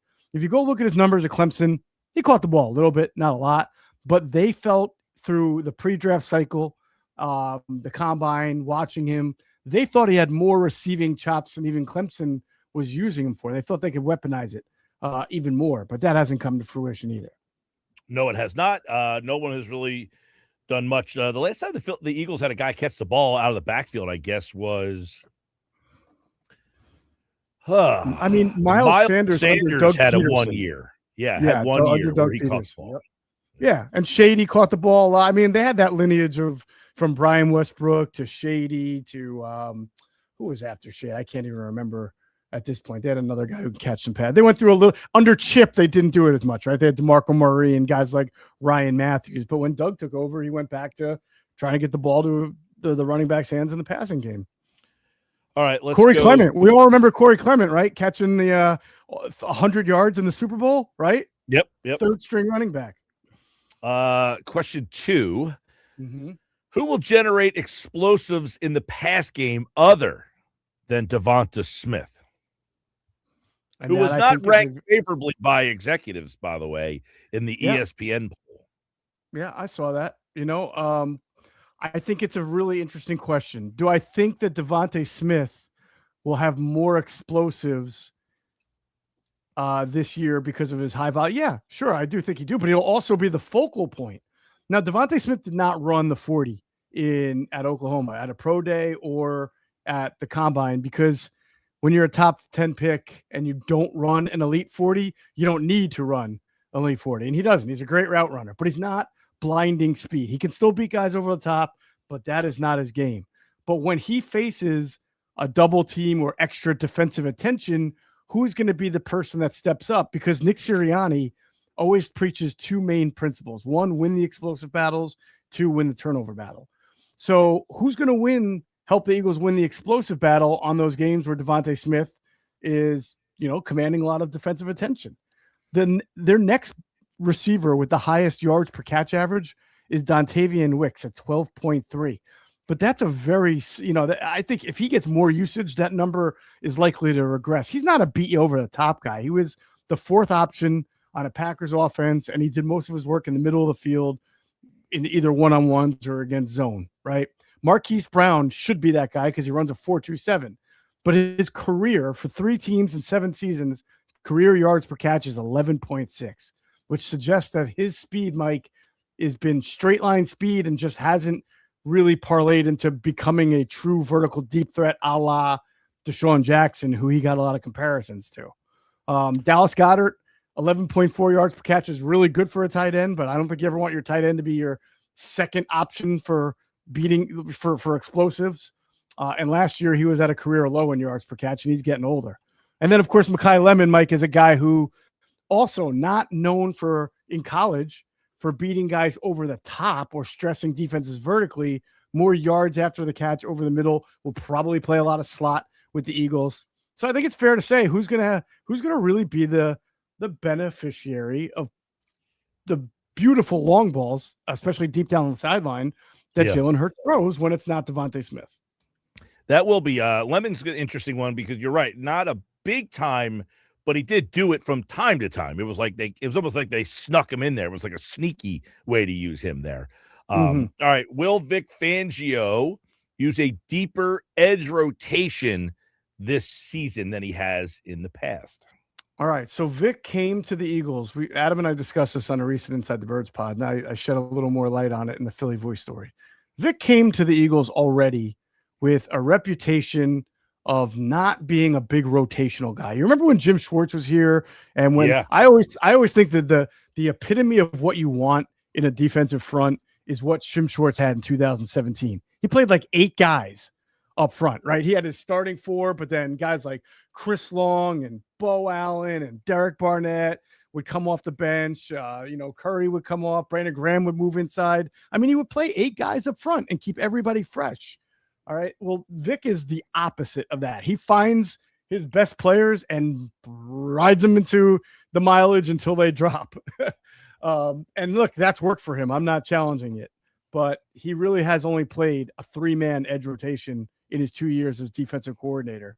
But you've got Jonathan Grenard, you've got Felix Hunt, you have Nolan Smith Jr., and they paid $7.5 million with $4.5 million guaranteed to Arnold Ebiketie because Howie liked him. He brought him in here during the draft. Didn't have a chance, didn't get the opportunity to draft him, but likes him and brought him in. I think it stands to reason with Grenard coming off a shoulder injury, with Nolan Smith already having shoulder and triceps injuries as an Eagle, and with Ebiketie here to expand your rotation a little bit. Keep guys fresh, and if you've got talented players, play them. So my question is, will Vic alter his approach a little bit and play more players? That'll be interesting because you mentioned he likes Ebiketie, meaning Roseman. He also brought in Huff, and Vic said, I don't care. I'm not using the guy, right? Right. So he won't be pressured into using him for that reason. Right. And listen, I'm not advocating playing somebody if they stink, okay? Yeah. So I'm not holding it against Vic. No, but you also you bring that up, and then last year he did bring in they brought in 2 like Uche and who was the other guy who Ojulari from the Giants, and Vic never gave them reps either. I mean, a little early, but they got phased out pretty quickly. Yeah, Uche started off the season before they had Phillips, and he was in the rotation. I actually thought he was playing decently. I mean, as a whole, they were not a tenacious pass rush. There's a huge difference between Uche and Jalen Phillips. I'll be the first to admit. And then Ojulari got hurt. But toward the end of the season, when he had his 3-man rotation of Phillips and Hunt and Smith, he didn't play anybody else. Even when Ojulari got healthy, and even with Uche fine and somewhat productive for the first, I mean, those guys were basically collecting dust. So there was a big disparity between the top 3 and everybody else on the team. No doubt. And I had thought that Ojulari would have helped them out more. They never gave him a shot at all. Yeah, all right, I mean, he did get hurt. He was out quite a bit, but you're right. When he got back, it was basically a done deal for him. Yeah. This one I'm interested to see what you say. Will Cooper DeJean play more snaps at safety than he did at outside corner? All right. This is fascinating for me. And this is more about Eagles opponents than it is about the Eagles, Mike, and more about a trend around the league. Okay. Cooper DeJean last year played outside corner only when the Eagles were in base defense. Okay. When they play base defense, meaning 3 linebackers. So no slot corner. So DeJean would play the outside corner and Adoree would be on the bench. And that's usually when the offense was in 2 tight ends or 3 tight ends, bigger run looking formations. Okay. Well, now this year, Cooper's going to play safety in those base because they're going to play Woolen at outside corner full time. That's what Vic said. All right. So last year, they were only in base defense 22% of the time because they faced the most snaps in the NFL of 11 personnel, which is 3 wide receivers. If you look at their schedule this year, Mike, and then the growing trend of the league is more teams are using more tight ends. They're putting 2 tight ends on the field a lot more than they ever have, at least in the last 20 years. And we saw the Rams put 3 tight ends on the field and blow away the rest of the league in 3 tight end personnel packages, like 30%. Crazy, right? They're doing that because they're trying to keep defenses in base because that is where you have fewer pass rushers. You have bigger bodies, right? So if that's the trend and the team, look at who are the Eagles going to play. They're going to play Washington right off the bat. Washington's going to be a 12 personnel team, maybe even 13. We'll see. Weeks 3, 4, and 5, they're going to play the Rams, who I just told you last year played the most 13 personnel in the league. The Bears just drafted another tight end. They already have Komet. They already have Colson Loveland. They drafted Roush in the 3rd round. He loves Ben Johnson's a big McVay guy. I think that they're getting ready to play a lot of 13 personnel as well. And then the Jaguars just drafted a tight end in the 2nd round. They're going to be a heavy 12 personnel team. So what I'm saying is if Vic is facing 12 personnel and he's playing base defense against it, you're going to see Cooper DeJean play safety a whole lot more than he did last year playing outside corner. And then we're going to get a true idea of how good of a safety he is, and also how good the Eagles defense is when he's at safety, Jordan Davis is on the field, and they're in less of a pass rush mode. See, I was talking about this with, I guess it was yesterday with Adam, which is Cooper DeJean has been a highly impactful player for this team. Do they believe that he will be more impactful in this role than the role that he has previously had the last 2 years? That's a great question. If you're asking me for my personal opinion, is that they're playing him at safety and base because they just don't have anybody better. He's a good player, but where is he most impact the game? It's clearly been from the nickelback position. Last year as an outside corner, he was okay. It wasn't terrible. He wasn't great, I don't think. I don't know what the PFF grades were. I don't even really put a lot of stock into that. I don't know how often he was thrown at anyway. But as a nickel interior slot corner, whatever you want to call it, he's very, very impactful because he stops the run well. He can blitz from that spot. He can, he obviously covers tight ends and slot receivers from that spot really well. He's just a nice, he might be the best nickel corner, or nickel as Vic would call it, slot in the league. So that's where he makes most of his impact, which is why I wonder if teams are going to intentionally try to go heavy up and get him out of that spot and have him at safety. Not that he can't make an impact from there, but yeah, it's just so weird. You say you have this guy that has been a impactful player for you in a role. That'd be like saying, we've got an edge rusher. Let's slide him in to play defensive tackle because he's big enough to do it, even though he had 18 and a half sacks last year. Now, I'm not saying that Cooper was 18, he didn't have like 8 picks and whatever, but it feels like a guy who has been very good at what he did in the past. Now, you're saying, yes, but these teams and what they're going to do is not going to allow him to have the same impact. I think what they're going to try to do is mitigate his impact from the slot and see if they can just get him to safety. But Vic doesn't have Vic. You can play nickel against 12 personnel if you're confident in your ability to stop the run out of it. And I imagine Vic will make some adjustments there and believe that he's got pretty good run stop. Although we've seen the Eagles be leaky in run defense last year. So I think it's a big cat and mouse game that I can't wait to see how it plays out. All right, let's go to the fifth and final question from your Philly Voice article on 5 questions that have been kind of under the radar for the Eagles. This one's interesting because a lot of people have asked, why didn't the Eagles bring someone in to challenge Jake Elliott? Can they depend on Jake Elliott if they want to win the Super Bowl? I think it's a fair question. I know someone can say, so in 2024, they won the Super Bowl. He declined that year. He went from like a 98% accuracy to a 78%. That's a huge drop. And yet they still won the Super Bowl.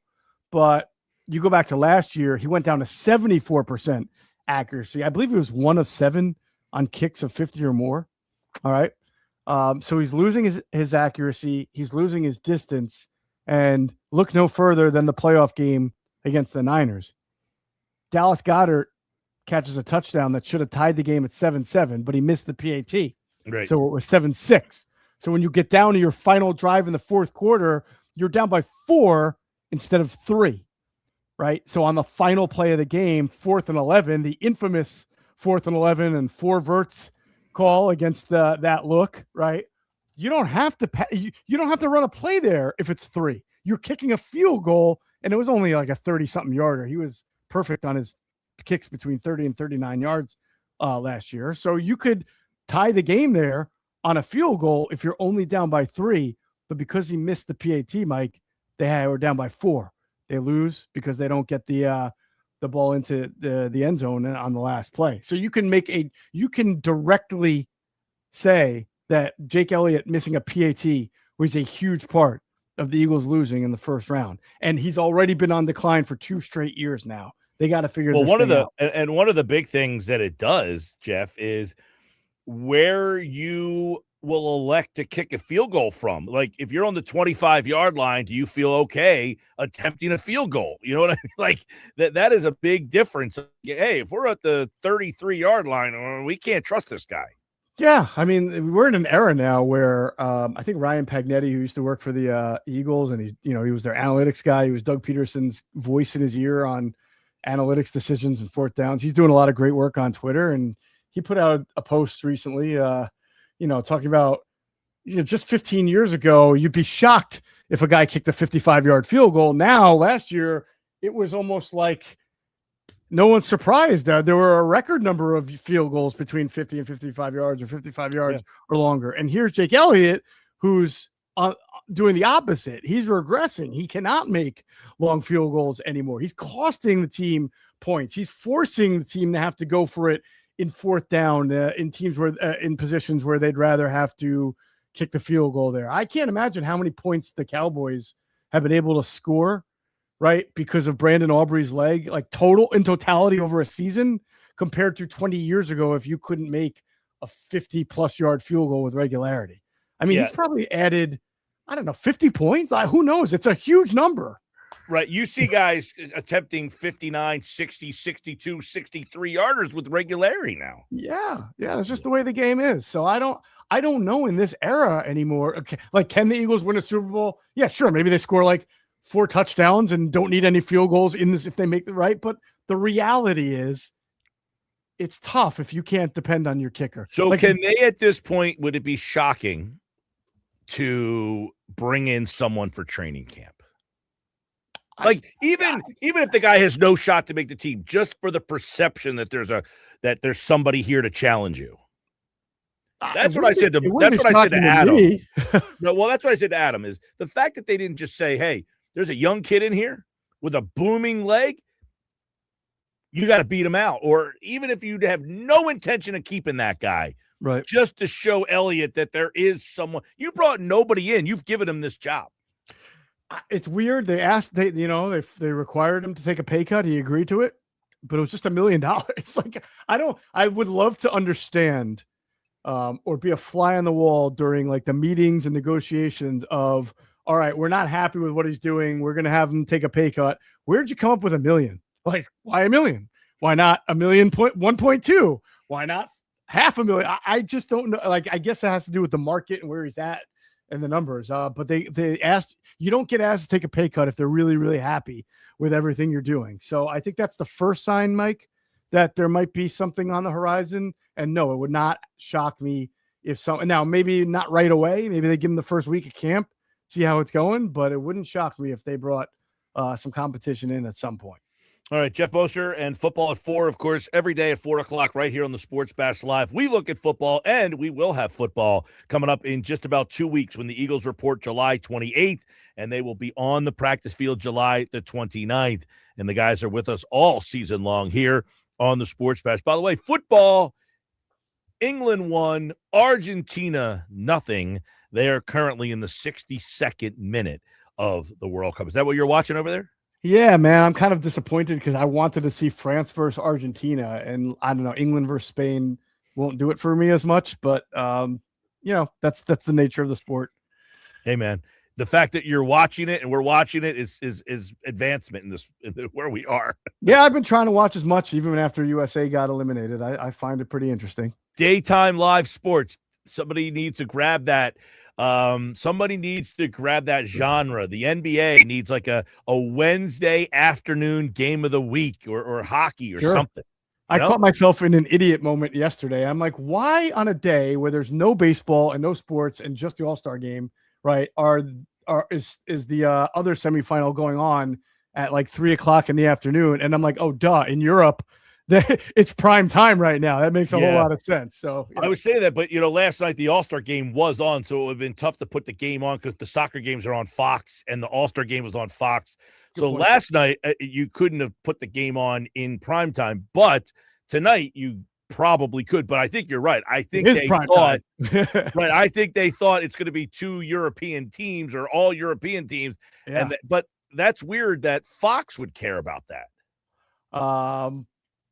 Why? Because don't you watch this if you're in England? Listen, I don't know. I mean, it could be if you're in England right now, or if you're in France, or you're in Germany, aren't you watching this on Fox in your home country? I don't think so. Oh, I thought that they were the broadcast partner for like the world. Maybe. I don't know. I don't think they have Fox in Europe.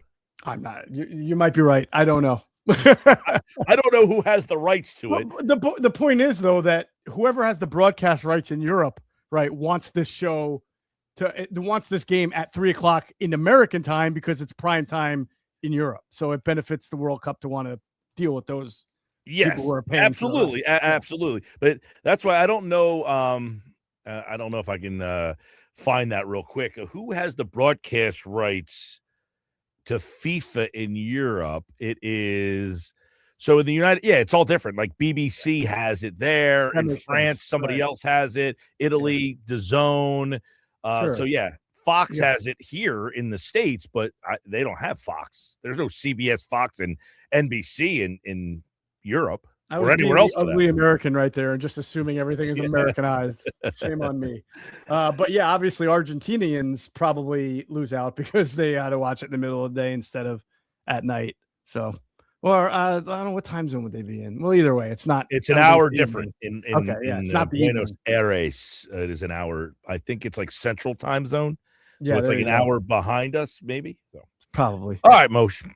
We'll Take catch care. up with you Monday. See you, man. Yeah. All right, football at 4 here on the Sports Bash Live. See, we shouldn't talk the other football. We have no idea what the heck we're talking about when it comes to that. All right, coming up, it is today's Nuggets on the Sports Bash Live on 97.3 ESPN. Earnshaw's back. We have that for you coming up next on the Sports Bash.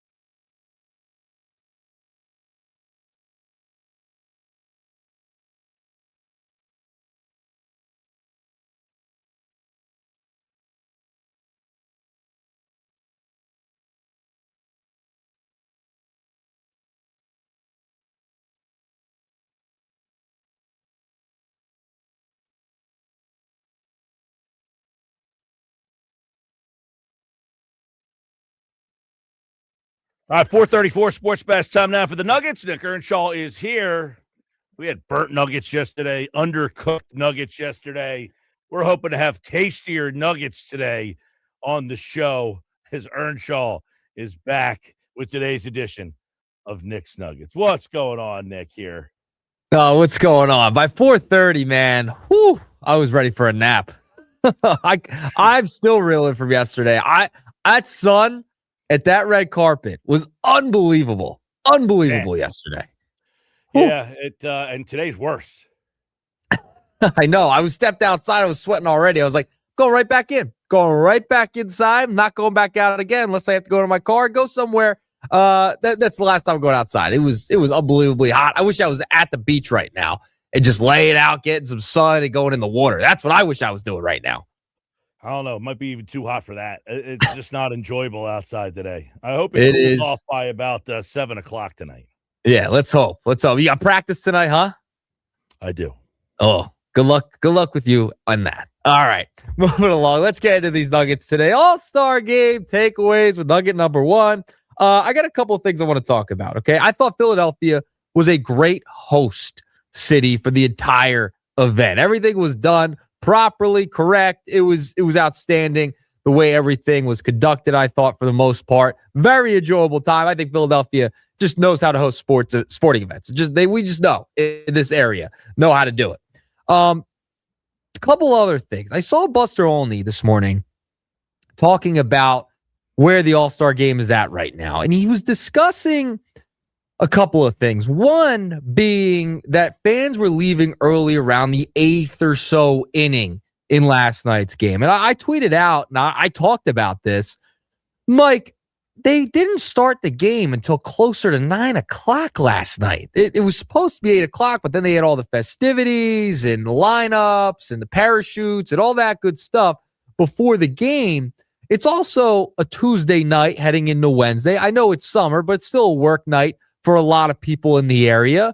So I can understand why people were leaving early. And this also goes to the discussion regarding when the All-Star game should be. Should it be during a weekday? Should it be on the weekend? I think it should probably move to July 4th. I think that would make a lot of sense. I think you and I have talked about that in the past. But I understand why people were leaving early. I saw that being talked about today. And I heard, the lack of stars of Ohtani dropping out, no Mizorowski, the Sunday rule, the whole thing with Zach Wheeler. So where does the All-Star game stand in your mind right now? Because I thought it was a great event. I still think it is a great event. But I think people leaving early, I thought that was a little much for people to be talking about as a negative. It was a late night. And it was a boring game. I agree with that. I think you have to start it's a television event, right? They want to try to get prime time. The game itself has less meaning each and every year. It is more the pomp and circumstance, the pageantry, the introductions, all of the other things, the Sandlot thing last night, all the different, musicals things. It has become a show. You got to start the introductions and all that stuff. Get that on TV at 6:30, 6 o'clock. Yeah. Fill that hour. Start the game like a normal time, 7 o'clock, and then that game can get over by 10 o'clock. I mean, last night the game was 10 o'clock in the 6th inning still. And I was looking at my watch. I said, there's no way that people are going to keep watching this. The game stunk. It was slow. It was boring. And then there's so many interruptions throughout the game. So you have to start the game earlier. You can't worry about, hey, we want to have this on in prime time at 8:45 at night so the people on the West Coast, nobody cares about those people over there. Play for the East Coast people. That's where you're getting your money anyway. Bang. Start the pregame introduction stuff in the 6 o'clock hour. First pitch, 7 o'clock. Get this game over by 10-ish.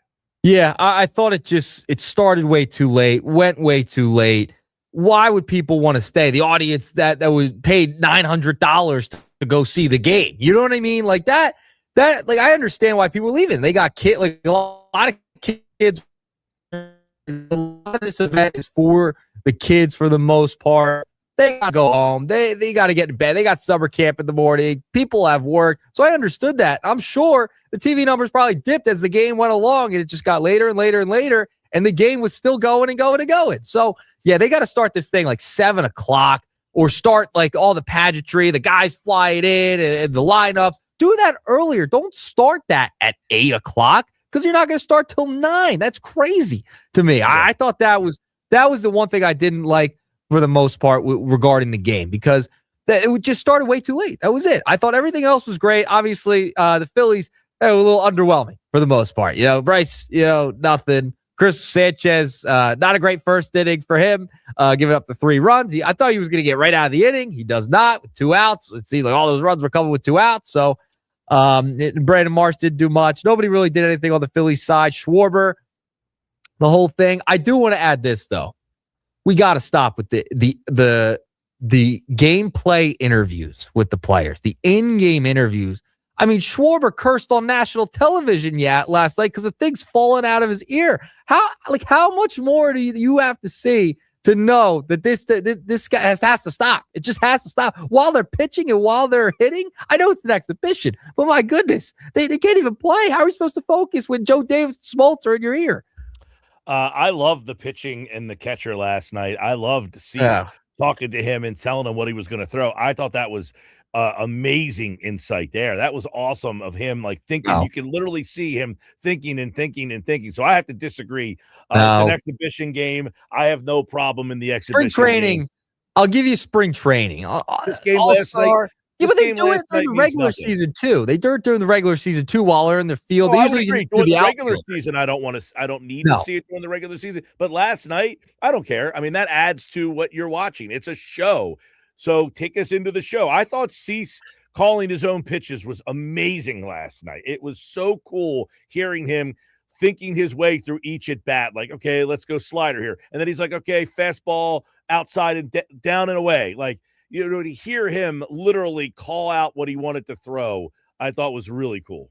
Listen, those guys are doing it for a check. All right. We learned that before. They do it for a check. I don't know. I would rather the guys focus. All right. I don't want a guy. Me personally would not want a guy in my ear while I'm trying to focus pitching. All right. And catching and trying to hit it at bat. I mean, Schwarber was all over the place. Things falling out of his ear. I mean, it's just a total disaster. And then there was times they were having technical problems. He struck out the side. He seemed like he was okay. Then they were having technical problems throughout the whole thing. It was just a mess. It was a mess. I mean, that one, was probably the cleanest one, the Cease one. That was probably the cleanest one they had. Yeah, listen, I don't want it during a regular season game. During the All-Star game, I don't even want to watch the All-Star game. Get it off my TV.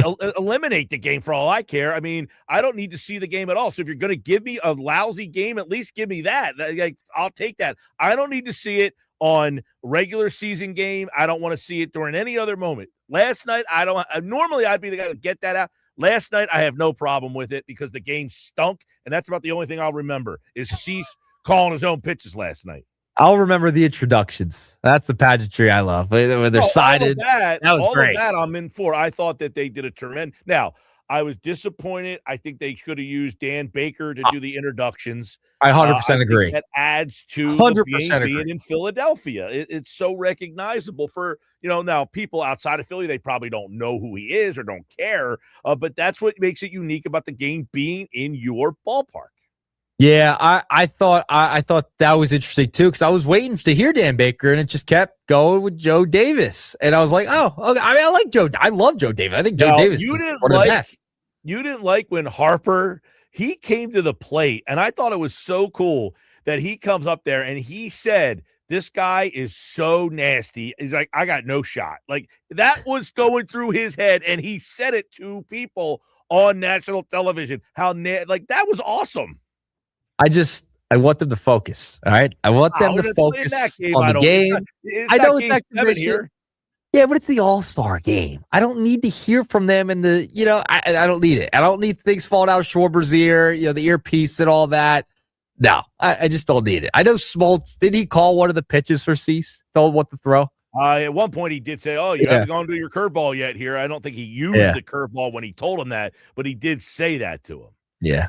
No, I don't need Joe and Joe's. I know Smoltz is an all timer, but I don't need them in my player's ear while they're trying to play the game here. Let them go. Let them go to work. I don't need to hear from them.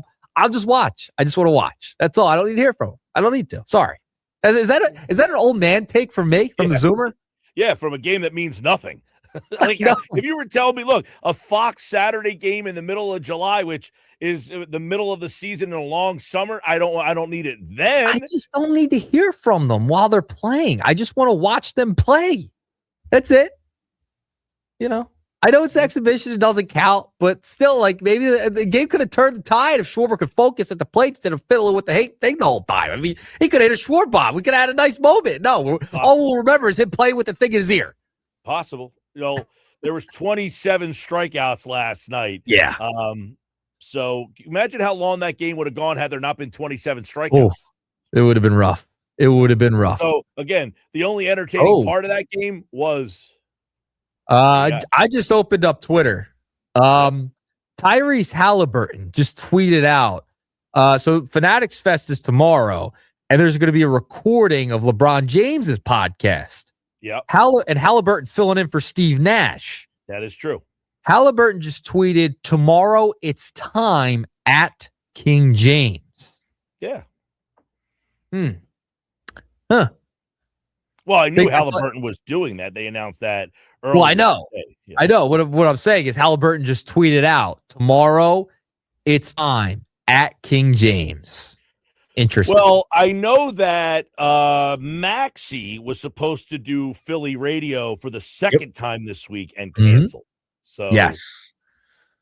And my prediction was Rich Paul's podcast. I guess maybe this canceled. one.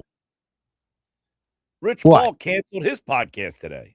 Yeah, he canceled as well. But remember my prediction when we were talking about it the other day was that it would be on Rich Paul's podcast. I guess it'll probably be on LeBron's podcast. He'll just make it himself. He'll make the announcement. Well, he also has his own show on Friday. Yeah. Well, I don't know. We are diving so deep into this thing. It's driving everyone nuts. I think everyone's losing their mind with this thing. And the fact that LeBron James at 40 plus years of age is controlling the NBA and the news cycle every single day, it is pretty amazing. I got to give the guy credit. I mean, he is still the face of the league at this age. No doubt. Listen, I mean, I definitely think that he knows. I think he knows where he wants to go. I think he knows where he wants to go. I think he's had the answer for. He just knows how to string it along and make it bigger than a 41-year-old guy signing should be. Yeah, I think he knows. And Halliburton. So if people are watching on YouTube, if you're watching, I'm looking at Nick and I can see you like, whoa, and I'm thinking, you got breaking news here? That was an undercooked nugget right there. I was not an undercooked nugget. I'm just following what's coming out right now. It was just right as we went on the Nuggets, this came out. Tomorrow, it's time at King James. That is from Tyrese Halliburton. Well, I mean, I think Halliburton just saying it's time, hey, it's our pie. Like, we're doing. Isn't he filling in for Steve Nash or something? Yeah, I just said that. He's filling in for Nash. Yeah. Right. Yeah. So it's time. It's, we're doing the show tomorrow. Let's go. Yeah. Well, he's playing into it. He's playing into the whole thing. That's going to be like the most watched podcast ever. Could he there? I did hear somebody throw like, hey, the Pacers could be a surprise team in this thing. Could you imagine if the Pacers signed LeBron? People would be so upset because they had to. Why would that be a bad thing? I mean, they went to the finals 2 years ago. Halliburton got hurt. Now he's back. They traded for Zubac. I mean, it probably would be a great fit for him. Is Halliburton clutch? Is he a clutch client? Don't know. Let me see. I'm looking it up now. No, he's not a clutch client. So Rich Paul's not his agent. No one says you have to play. I'm sure there's a clutch client on that team. By the way, Argentina just scored to tie it up. Wow. You watching the soccer? Minute. There you go. All right. Before I get out of here, I got one more nugget for you. I don't know if you saw this today. There's a new Rocky movie coming out, but it's not Rocky. Did you see this? I've been seeing something. I really haven't stopped to look at it though. Like, is it a play or a musical or something? Do you want me to explain it to you and to the audience? All right. So there is a new movie coming out called I Play Rocky. It is a movie regarding the creation of Rocky and Sylvester Stallone's life. So it is a movie about the creation of a movie, and it's semi a biopic as well. Are you in? Yeah, I might give it a shot. It looks pretty good. Anthony Ippolito, is that how you say it? Ippolito? I think he's going to be the lead, and he's playing Sylvester Stallone. So it's like based on the story of how Stallone came up with Rocky and how he got out and made Rocky, etc. So it's a movie based on making a movie. All right, I'm in on that. Yeah, it came out today. It's called I Play Rocky. I Play Rocky. There you go. Not bad. Yeah, I think I'll watch it. Yeah, I'm not going to trash that. No, I'm not going to trash it either. But are we running out of ideas? I would trash your take on the All-Star interviews, though. Why? I don't want Schwarber or a player messing around with his earpiece and a bat. What if he didn't? What if it was just a solid conversation? What he did. I don't want people talking to him while he's playing. While he's up to bat. Come on, I need a Schwarber. He struck out. No, he actually grounded out, I think. He grounded ripped that ball. Yeah, he grounded out. He smoked that ball. He hit it right on, and he actually said to him, he goes, I hit that one pretty hard right at him, though. Yeah, I don't need to hear that. I don't care. I don't care. Terrible take. Terrible. Well, I think people would agree. Today's National Hot Dog Day. Guess what? Had a hot dog today. Plain. Absolutely plain. Went up to the hot dog stand, walked over, and they asked me, you want anything on it? You know what I said? No, nothing. Plain. I am boring. Gross. Disgusting. Awesome. All right, there's today's nuggets. All right, there you go. A little undercooked nuggets again. I thought they were a good nugget today. They were pretty solid. Naked hot dog. Because you disagree, it's an undercooked nugget? Oh, because I disagree. Was it a boiled dog? Yeah, it was a boiled dog, I think. Oh, yeah. Horrible. It was awesome. It was from a hot dog stand, so I don't know. I guess it was boiled. Yeah, definitely. In like the murky water. Yeah, and it was good. Plain, too. All right. All right, guys. There you go. All right, Sports Pass Live, 973 ESPN. There are today's nuggets. Angie's watching on the YouTube channel. She says, I went to bed early, saw the halftime show. The mics are great for the fan experience, but I couldn't help but to think it affected the performance. For this game, I'll choose the entertainment. I agree, Angie. I don't care who wins the game. I don't need I needed something to make that game more entertaining. It was a rough game to get through. So the fact that they had a little bit of spice to it, I was cool with that. Nuggets are back again tomorrow. 1-1, England and Argentina. There is 9 minutes of extra time. So we shall see what happens if they will go to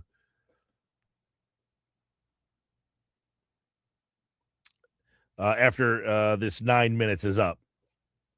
What is it called? The extra time in the 15 minutes. What do they call that? I forget. But 1-1, Argentina and England in the FIFA World Cup semifinals. Next hour, Dave Gallagher, 9-year Major League Baseball veteran, will join us to talk some Phils. What are some of the things that's on his mind for the second half? And any All-Star game thoughts from him next. Don't go away. Dave Gallagher joins me on the Sports Bash live on 97.3 ESPN.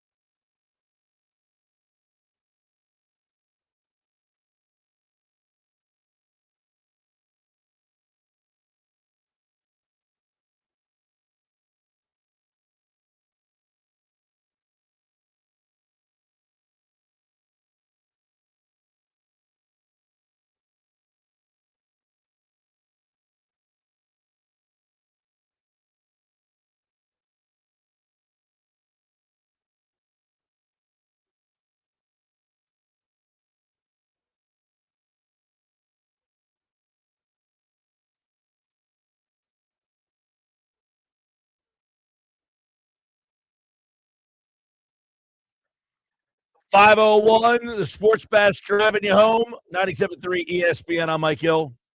Dave Gallagher spent 9 years in the majors. He talks baseball with us each and every Wednesday here on the show. We get a great perspective from Dave. Last night, the All-Star game, we saw the league's very best, although many of the best pitchers weren't even there. Mizorowski, Ohtani, Skeens, Wheeler, and the hitters still struck out 27 times. That's impressively bad. What does a former major leaguer think about that? We'll get that take and more right now with Dave Gallagher, who joins us on the Sports Bash Live, 97.3 ESPN. I know, Dave, the All-Star game has certainly, lost its luster, or it certainly has different meaning than it did when we all watched it growing up.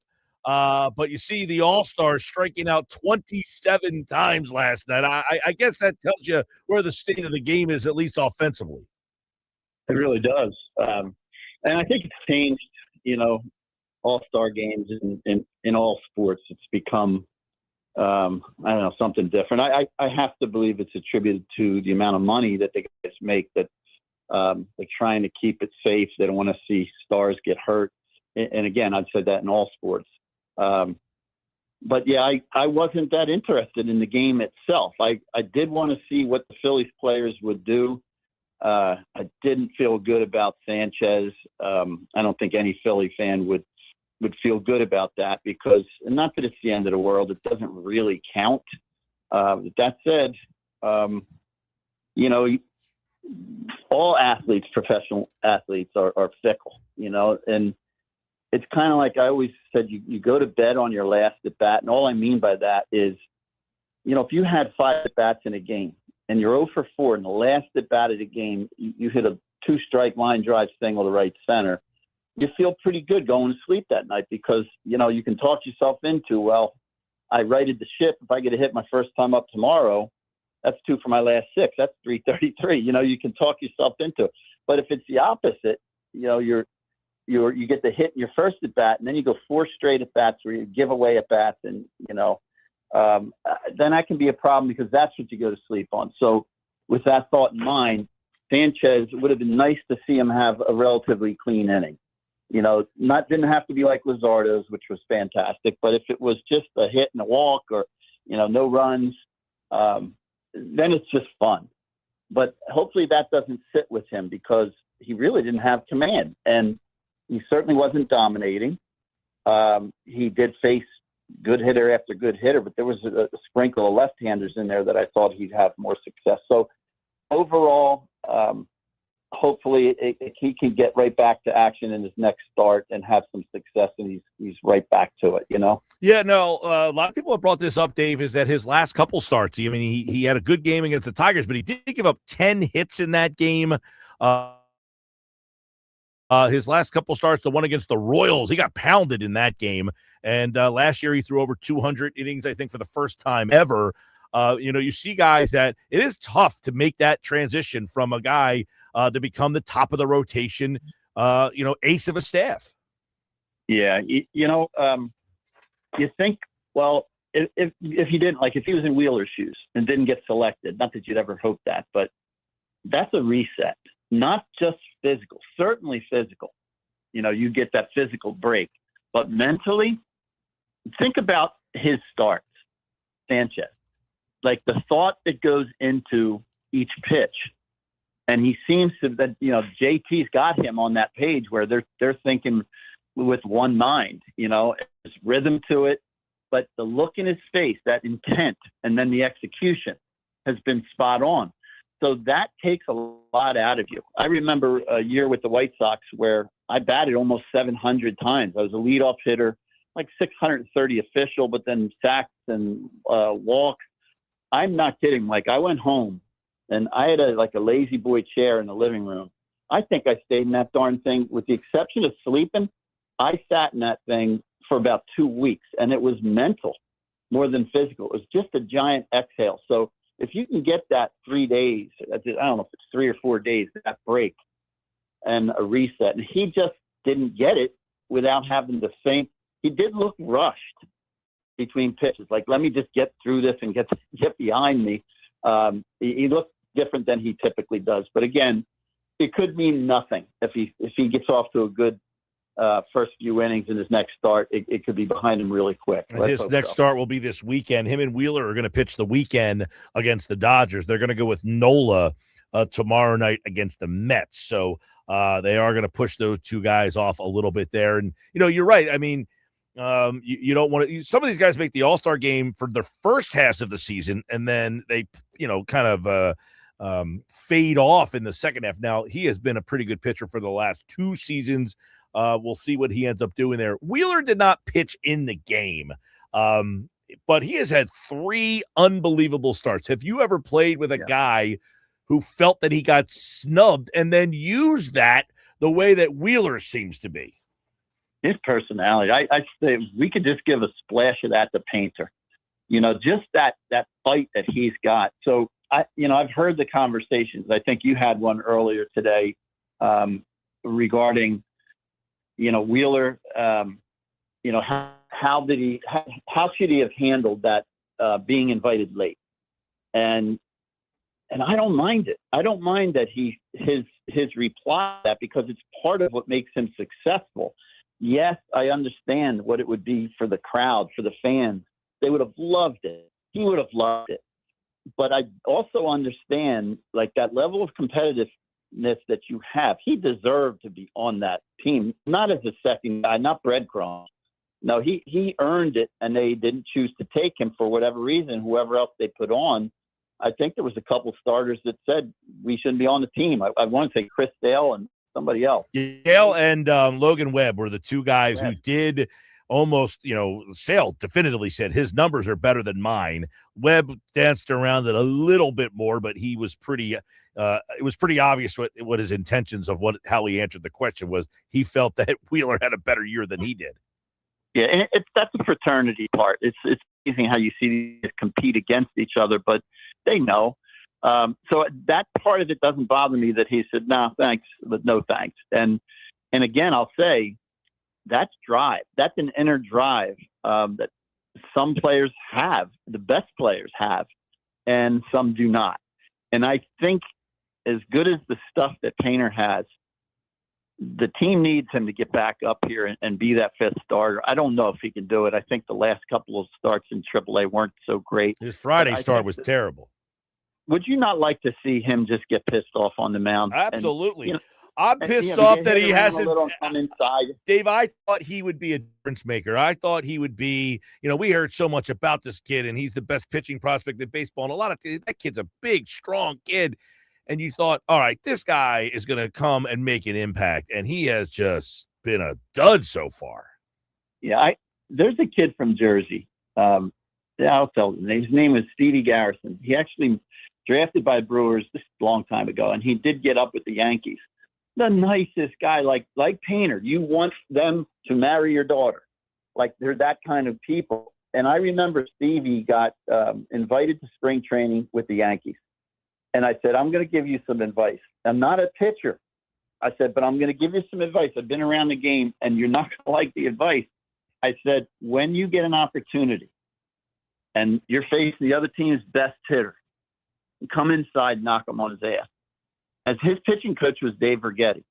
And I said, nobody's going to like it. Even some of your own teammates that hit, they're not going to like it. The one guy that's going to like it, but he's going to wait to see how you respond. After you knock him on his butt, you got to get him out. And I said, and if you do, the guy who's helping to make a decision whether you get on that team, you just won him over. He's going to like that fire. Yeah. And it's just not in this guy. It wasn't in him, his personality. And I'd love to see Painter just get. And as I'm sure you know, it is nearly impossible to pull that out of a guy who doesn't have it. It's true. It's true. But I mean, man, how much do you really want to be there? Mm-hmm. You have the tools. I think we all see that. Everybody sees. That's why I still think he has value.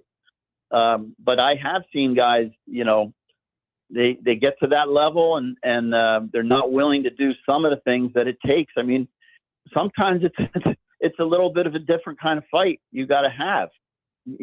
Facing adversity, knocking somebody down once in a while, especially when you got hit around, man.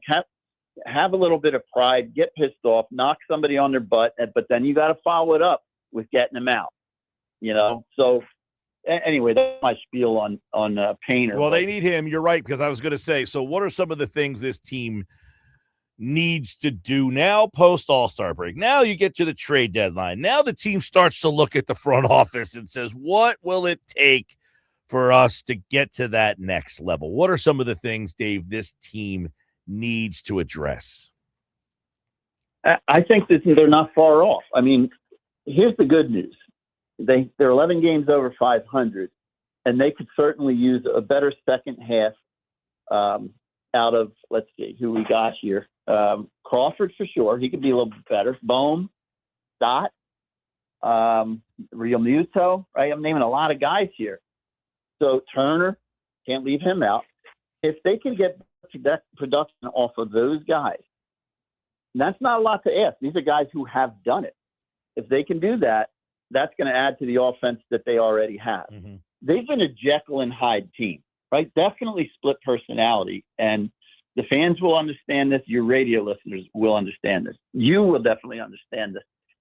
How do you feel if we put ourselves in the position of these players? How do they feel when they have Luzardo or Sanchez or Wheeler going to the mound when you're showing up at the ballpark?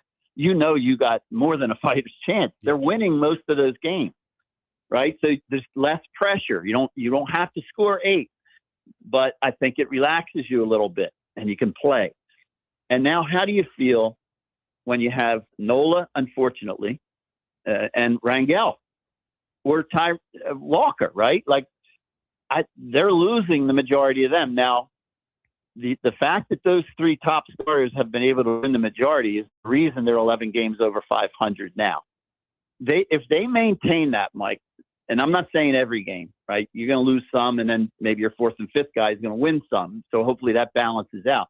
But if they maintain winning 3 out of 5 for the rest of the year, there's a shot they win the division, not just make the playoffs. But as it stands right now, is that a team that's good enough to get a ring? I don't think so. So I'm starting to think maybe a really good platoon would be, and watching these games, if you don't move Crawford in a trade, because you may have to, but if you don't, I'd like to see Hill and Crawford platoon in center. And here's the reason. Whoever's not starting the game gives you speed on the bench. Yeah. And I'd hold on to that speed. Like if Hill starts the game against the lefty and they bring a right-hander in the 5th, I'm not pinch hitting Crawford in the 5th. I'm going to leave Crawford on the bench because there might be another flip in, Right. Yeah, absolutely. And then at the end of the game, you're in a tight game, a 1-run or a tie game. You got speed on the bench that can steal a base. Let me ask you real quick about Hill. He's 30 years old. I mean, it's not like he's a young guy. He was a first-round pick. I brought this up earlier. This is his 7th team. You're a guy who played for 9 teams, and none of them has he been a productive everyday player. At 30 years old, is it fair to say that, okay, maybe it's clicked for him now?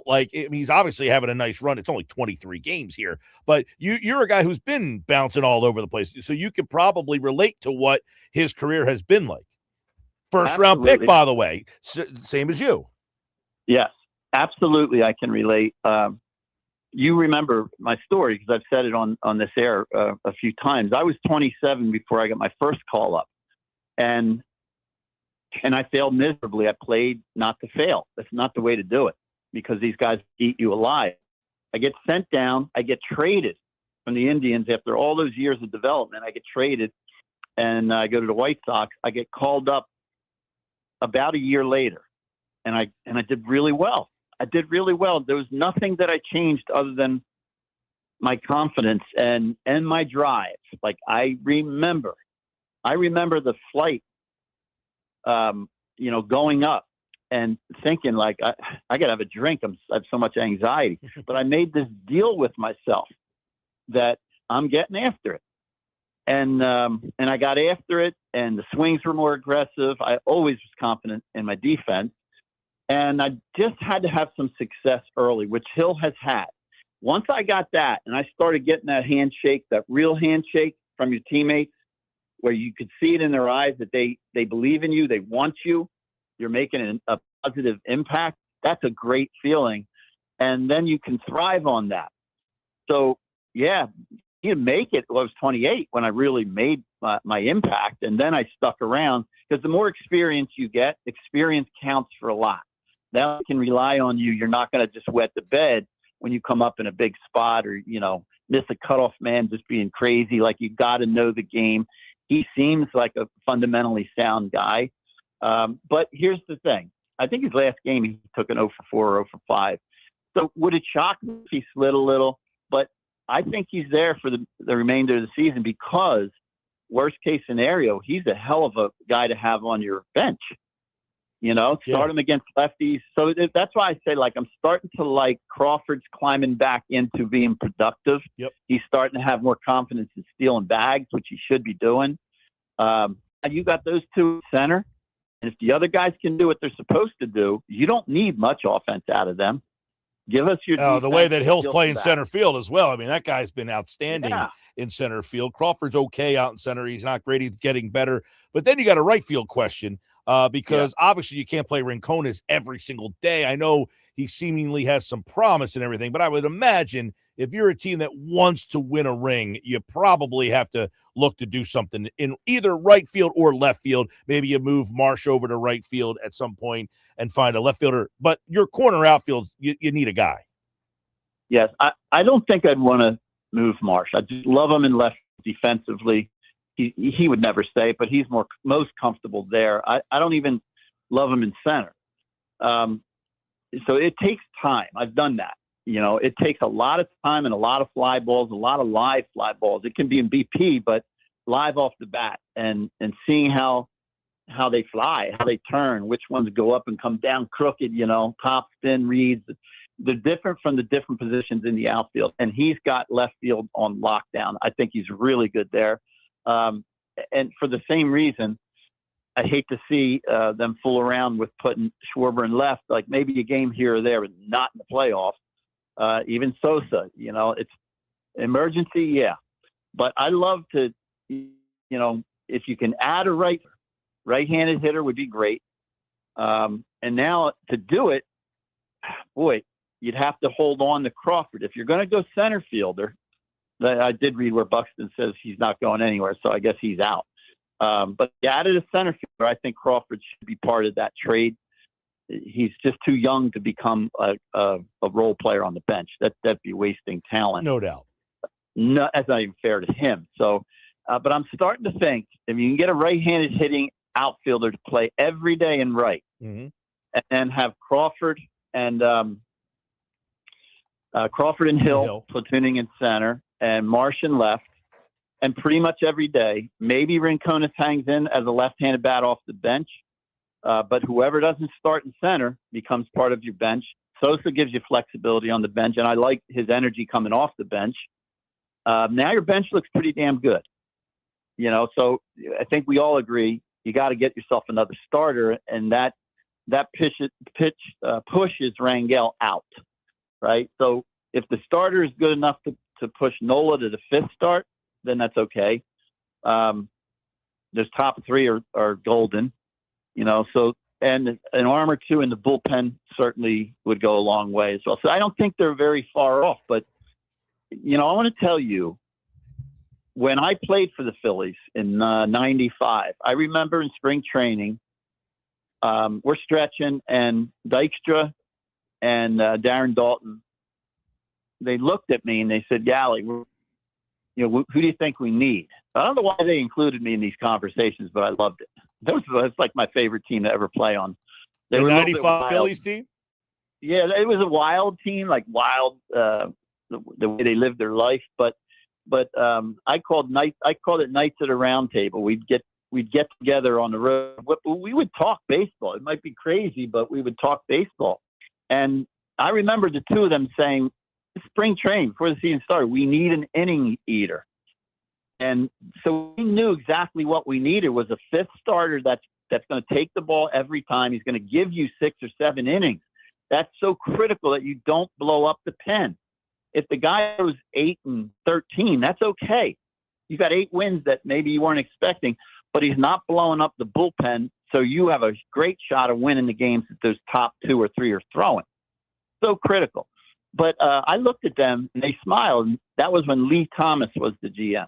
And they said, we go in and we talked to Lee. Like he wanted them to be part of that process. Who's going to know better than the players? Right. Like what you need.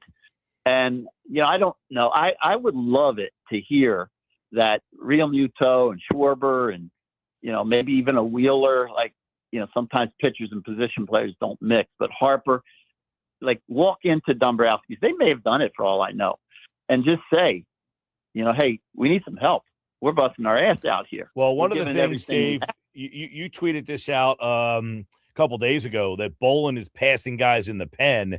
If he's moving up the ladder, I don't know how much trust you're supposed to have in him, but that kind of says to me they need some bullpen help. So I would imagine if I'm one of the leaders on this team, I'm probably saying, hey, man, we need a couple more arms in that bullpen. Yeah, and it pushes everybody. All of a sudden, Alvarado's last appearance wasn't bad. But, don't think he didn't see Bolin trying to eat up some of those important innings, right? And Kerkering the same. Kerkering and Alvarado just worry me a little bit. Maybe I shouldn't be worried. But I worry when I see them come in, and every time they throw like 2 balls in a row out of the zone, I think, and that's not even fair to them. But it's just the way my brain is as an offensive player. And having been a head coach at the college level, I have zero patience. Like, it's not even fair. It's not right.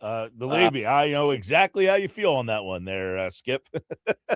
Isn't it funny, though, Mike, when you might have certain guys that because they earn what I'm about to say, they can go to ball 3 and you still feel you're relaxed, like, because you've seen them fight back. Yep. And even if they do lose that guy, they're right back getting the ground ball with the next guy. I don't feel that comfort with Alvarado or Kerkering. When they lose that zone, it's kind of, are we ready to give up 3? Right after you scored 2 to take the lead. But I guess you can't be perfect in every way on the roster. I do think they got to get past this just making the playoffs. Not with this core. It's a good core, get a ring. And go after it. Go after that ring. Well, and I guess you probably know inside that clubhouse that we're running out of runs here, right? I mean, that to be a feeling. Without a doubt, yeah.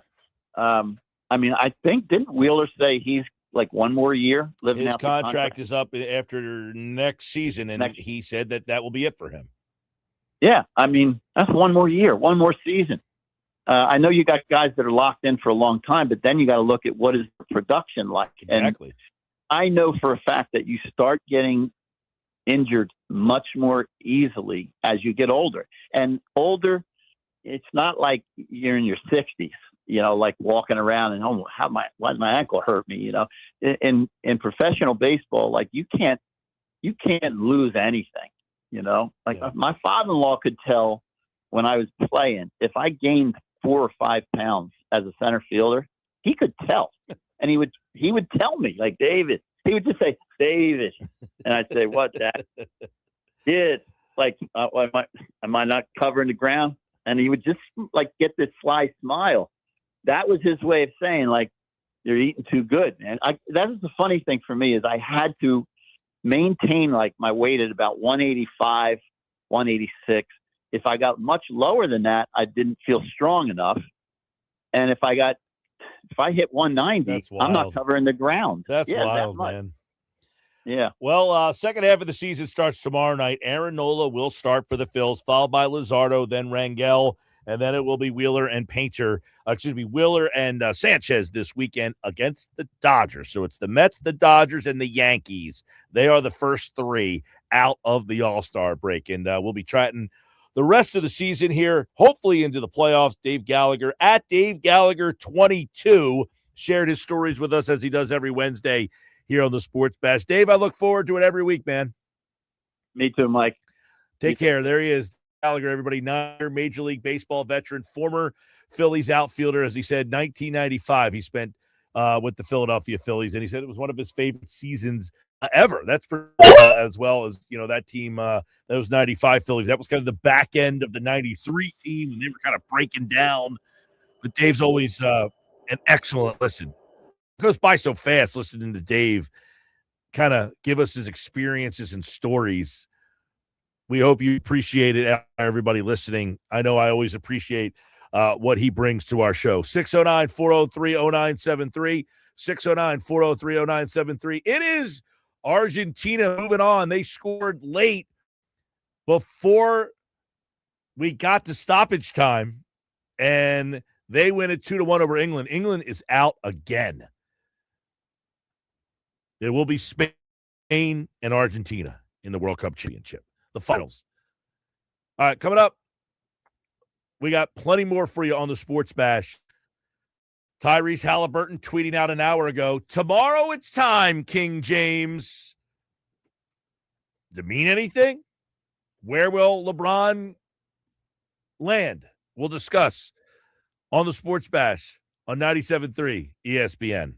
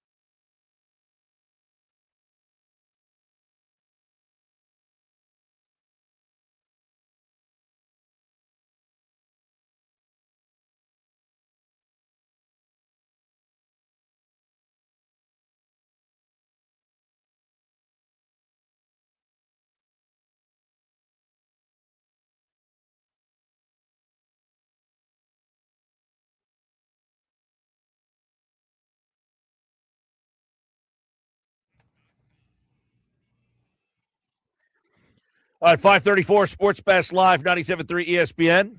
I'm Mike Hill. What's up, everybody? Hanging out till 6 tonight. ESPYs tonight. No sports at all tonight. You missed the soccer. Now, the soccer had a chance to take over the airwaves and basically have a monster rating. I don't know why they elected not to do it, but Argentina knocked off England, and England falls again. And it will be Argentina and Spain in the World Cup final this weekend. And, of course, that means England, again, will come up short. I don't know who I was pulling for. I really don't care who wins the whole thing. I love having the live games on in the afternoon. It's always something that I've always been a fan of. Mark Spears, where does he think LeBron's going to end up? Mark Spears, a longtime NBA writer, said, I'm kind of hearing that the Warriors internally kind of feel like they're a dark horse at this point, that LeBron James is probably going out east. I've said before, I said it earlier today, I'll say it again. I feel that the NBA would rather have LeBron James play in the East. The last 8 years, they had LeBron playing in the West. And I don't know about you guys out there. And if you disagree with me, let me know, because I feel, me personally, feel that LeBron in LA was a little bit of a letdown. Like, you're LeBron James. You're going to the Lakers. The Lakers are an all-time organization. And it feels like, I don't want to say, it just feels like it was a disappointment to me. That's all. They won a championship, and it was the bubble one, and everybody kind of says, that one is whatever. I don't care. They won a championship, but does it really feel that he had the impact that like Kobe did or Magic did out there? The seasons that LeBron, he played 8 seasons out there. They had a 53-win year, a 50-win year, a 47-win year, a 43-win year, a 39-win year, a 42, a 52, and a 37. Now, they won finals. They lost in the semis. They lost in the first round. They lost in the first round. They lost in the conference finals. And they lost in the first round. One year, they didn't even make the playoffs, and the other year they didn't. So they missed the playoffs twice. They got knocked in the first round 3 times. These are LeBron James-led teams. You got knocked out in the first round 3 times, didn't make the playoffs twice. So 5 of your years, of your 8 seasons, you either got knocked out in the first round or didn't make the playoffs. So, yeah, he did win a championship. But in that season, it's the bubble season. So there was a lot of not as much. There wasn't as much talk about it. So I feel like when LeBron went to the Lakers, I'm just saying for me personally, I don't know about you guys out there. Are you watching a lot of West Coast basketball at 10:30 at night? Are you sitting there saying, hey, LeBron's on, I got to go watch the Lakers play? If you're a hardcore either Lakers fan or NBA guy, and you're like, hey, I want to watch Lakers Warriors or something like that came on late at night, I feel like it maybe didn't have the impact that I thought or many people think. And I think if you're getting LeBron James for his last run in the NBA, if I'm Adam Silver, now I don't know how much impact Adam Silver has here with this whole situation, but maybe he says, hey, LeBron, I wouldn't mind if you were in the Eastern time zone, the Eastern Conference, so that we can get you on TV for our partners, Amazon Prime, ABC, ESPN, NBC Peacock. I wouldn't mind helping those guys out. They just spent a lot of money on our product. Can we get you in the East Coast for these last year or two? So I think that plays a factor here, in my opinion, that if you're the NBA, you got these new television deals, And the ratings were okay this year. They went up a little bit, or they weren't terrible. But you got LeBron James playing out west on a team that was just okay.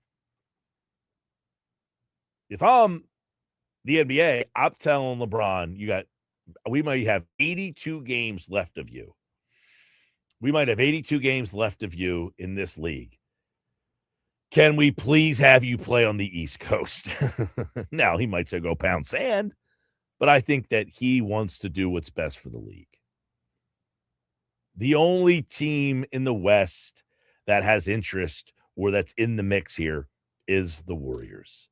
Now, the Warriors have been were a television draw for years and years and years. You put LeBron and Steph Curry on the same team, I imagine that they would remain a draw. But I still don't think it's as impactful if he's playing. I would think Philadelphia is the biggest media market of the teams that are involved.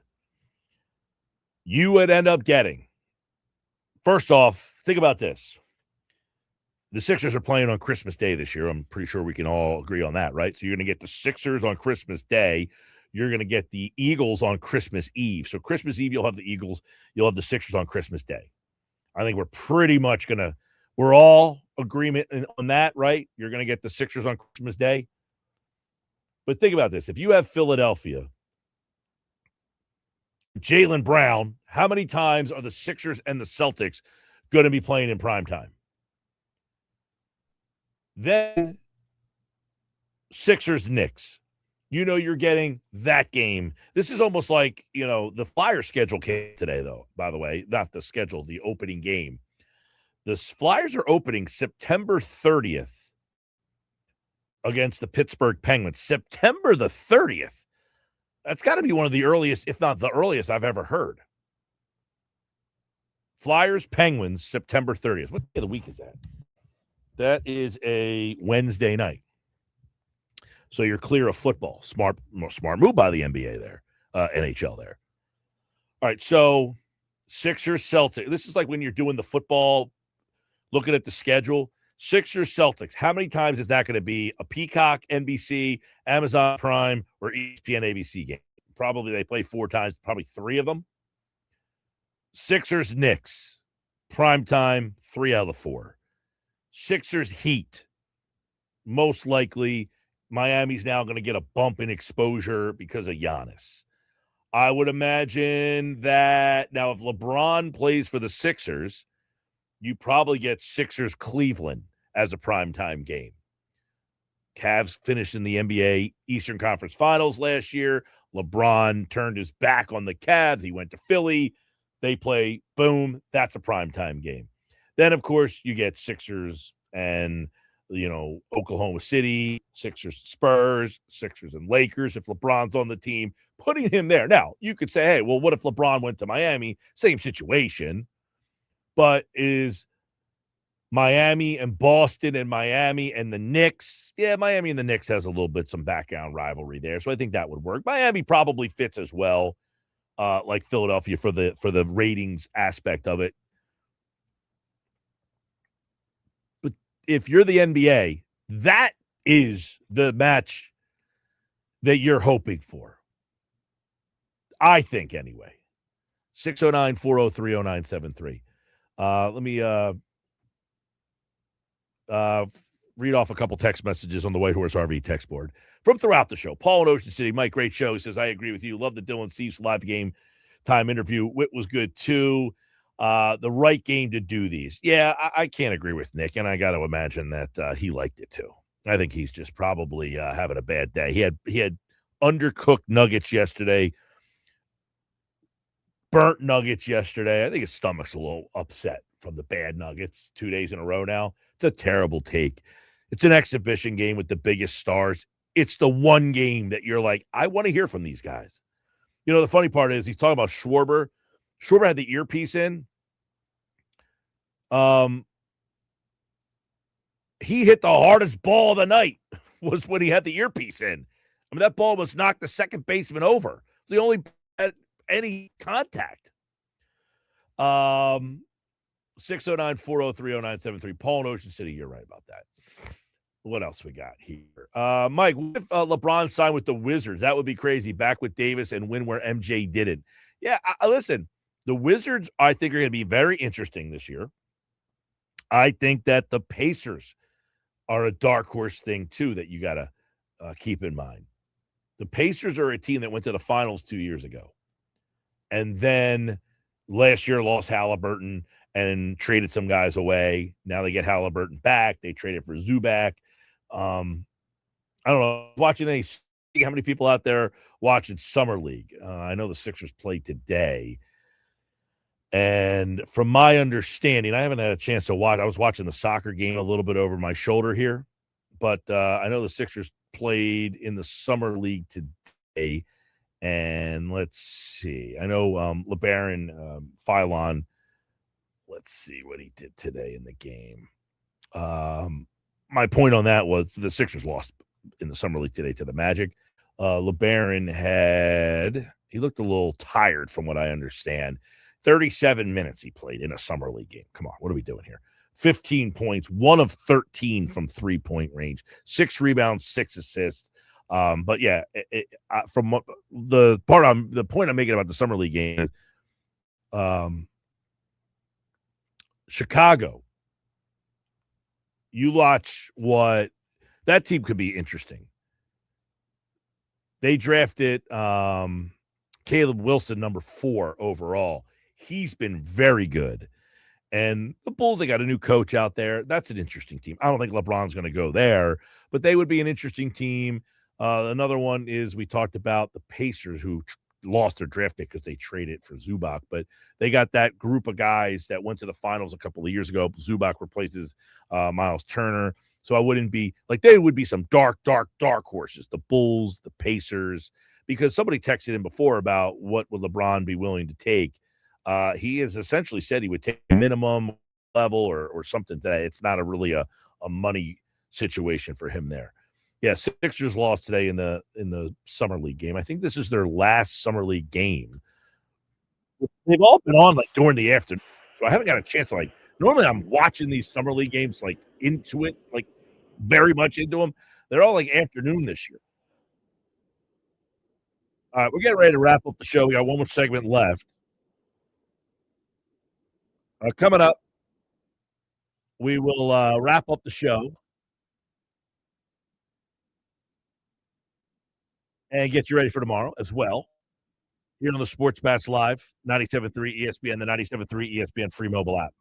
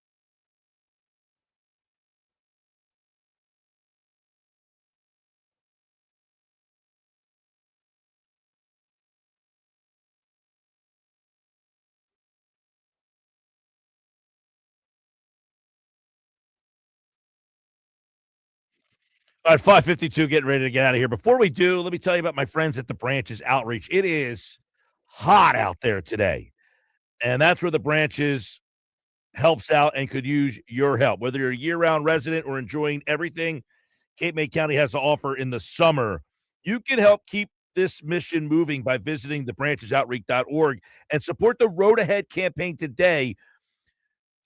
Listen, when you're looking for some help out there, it doesn't just happen, and they need a way to do that. It all depends on one thing: getting these meals delivered and getting help to these family members.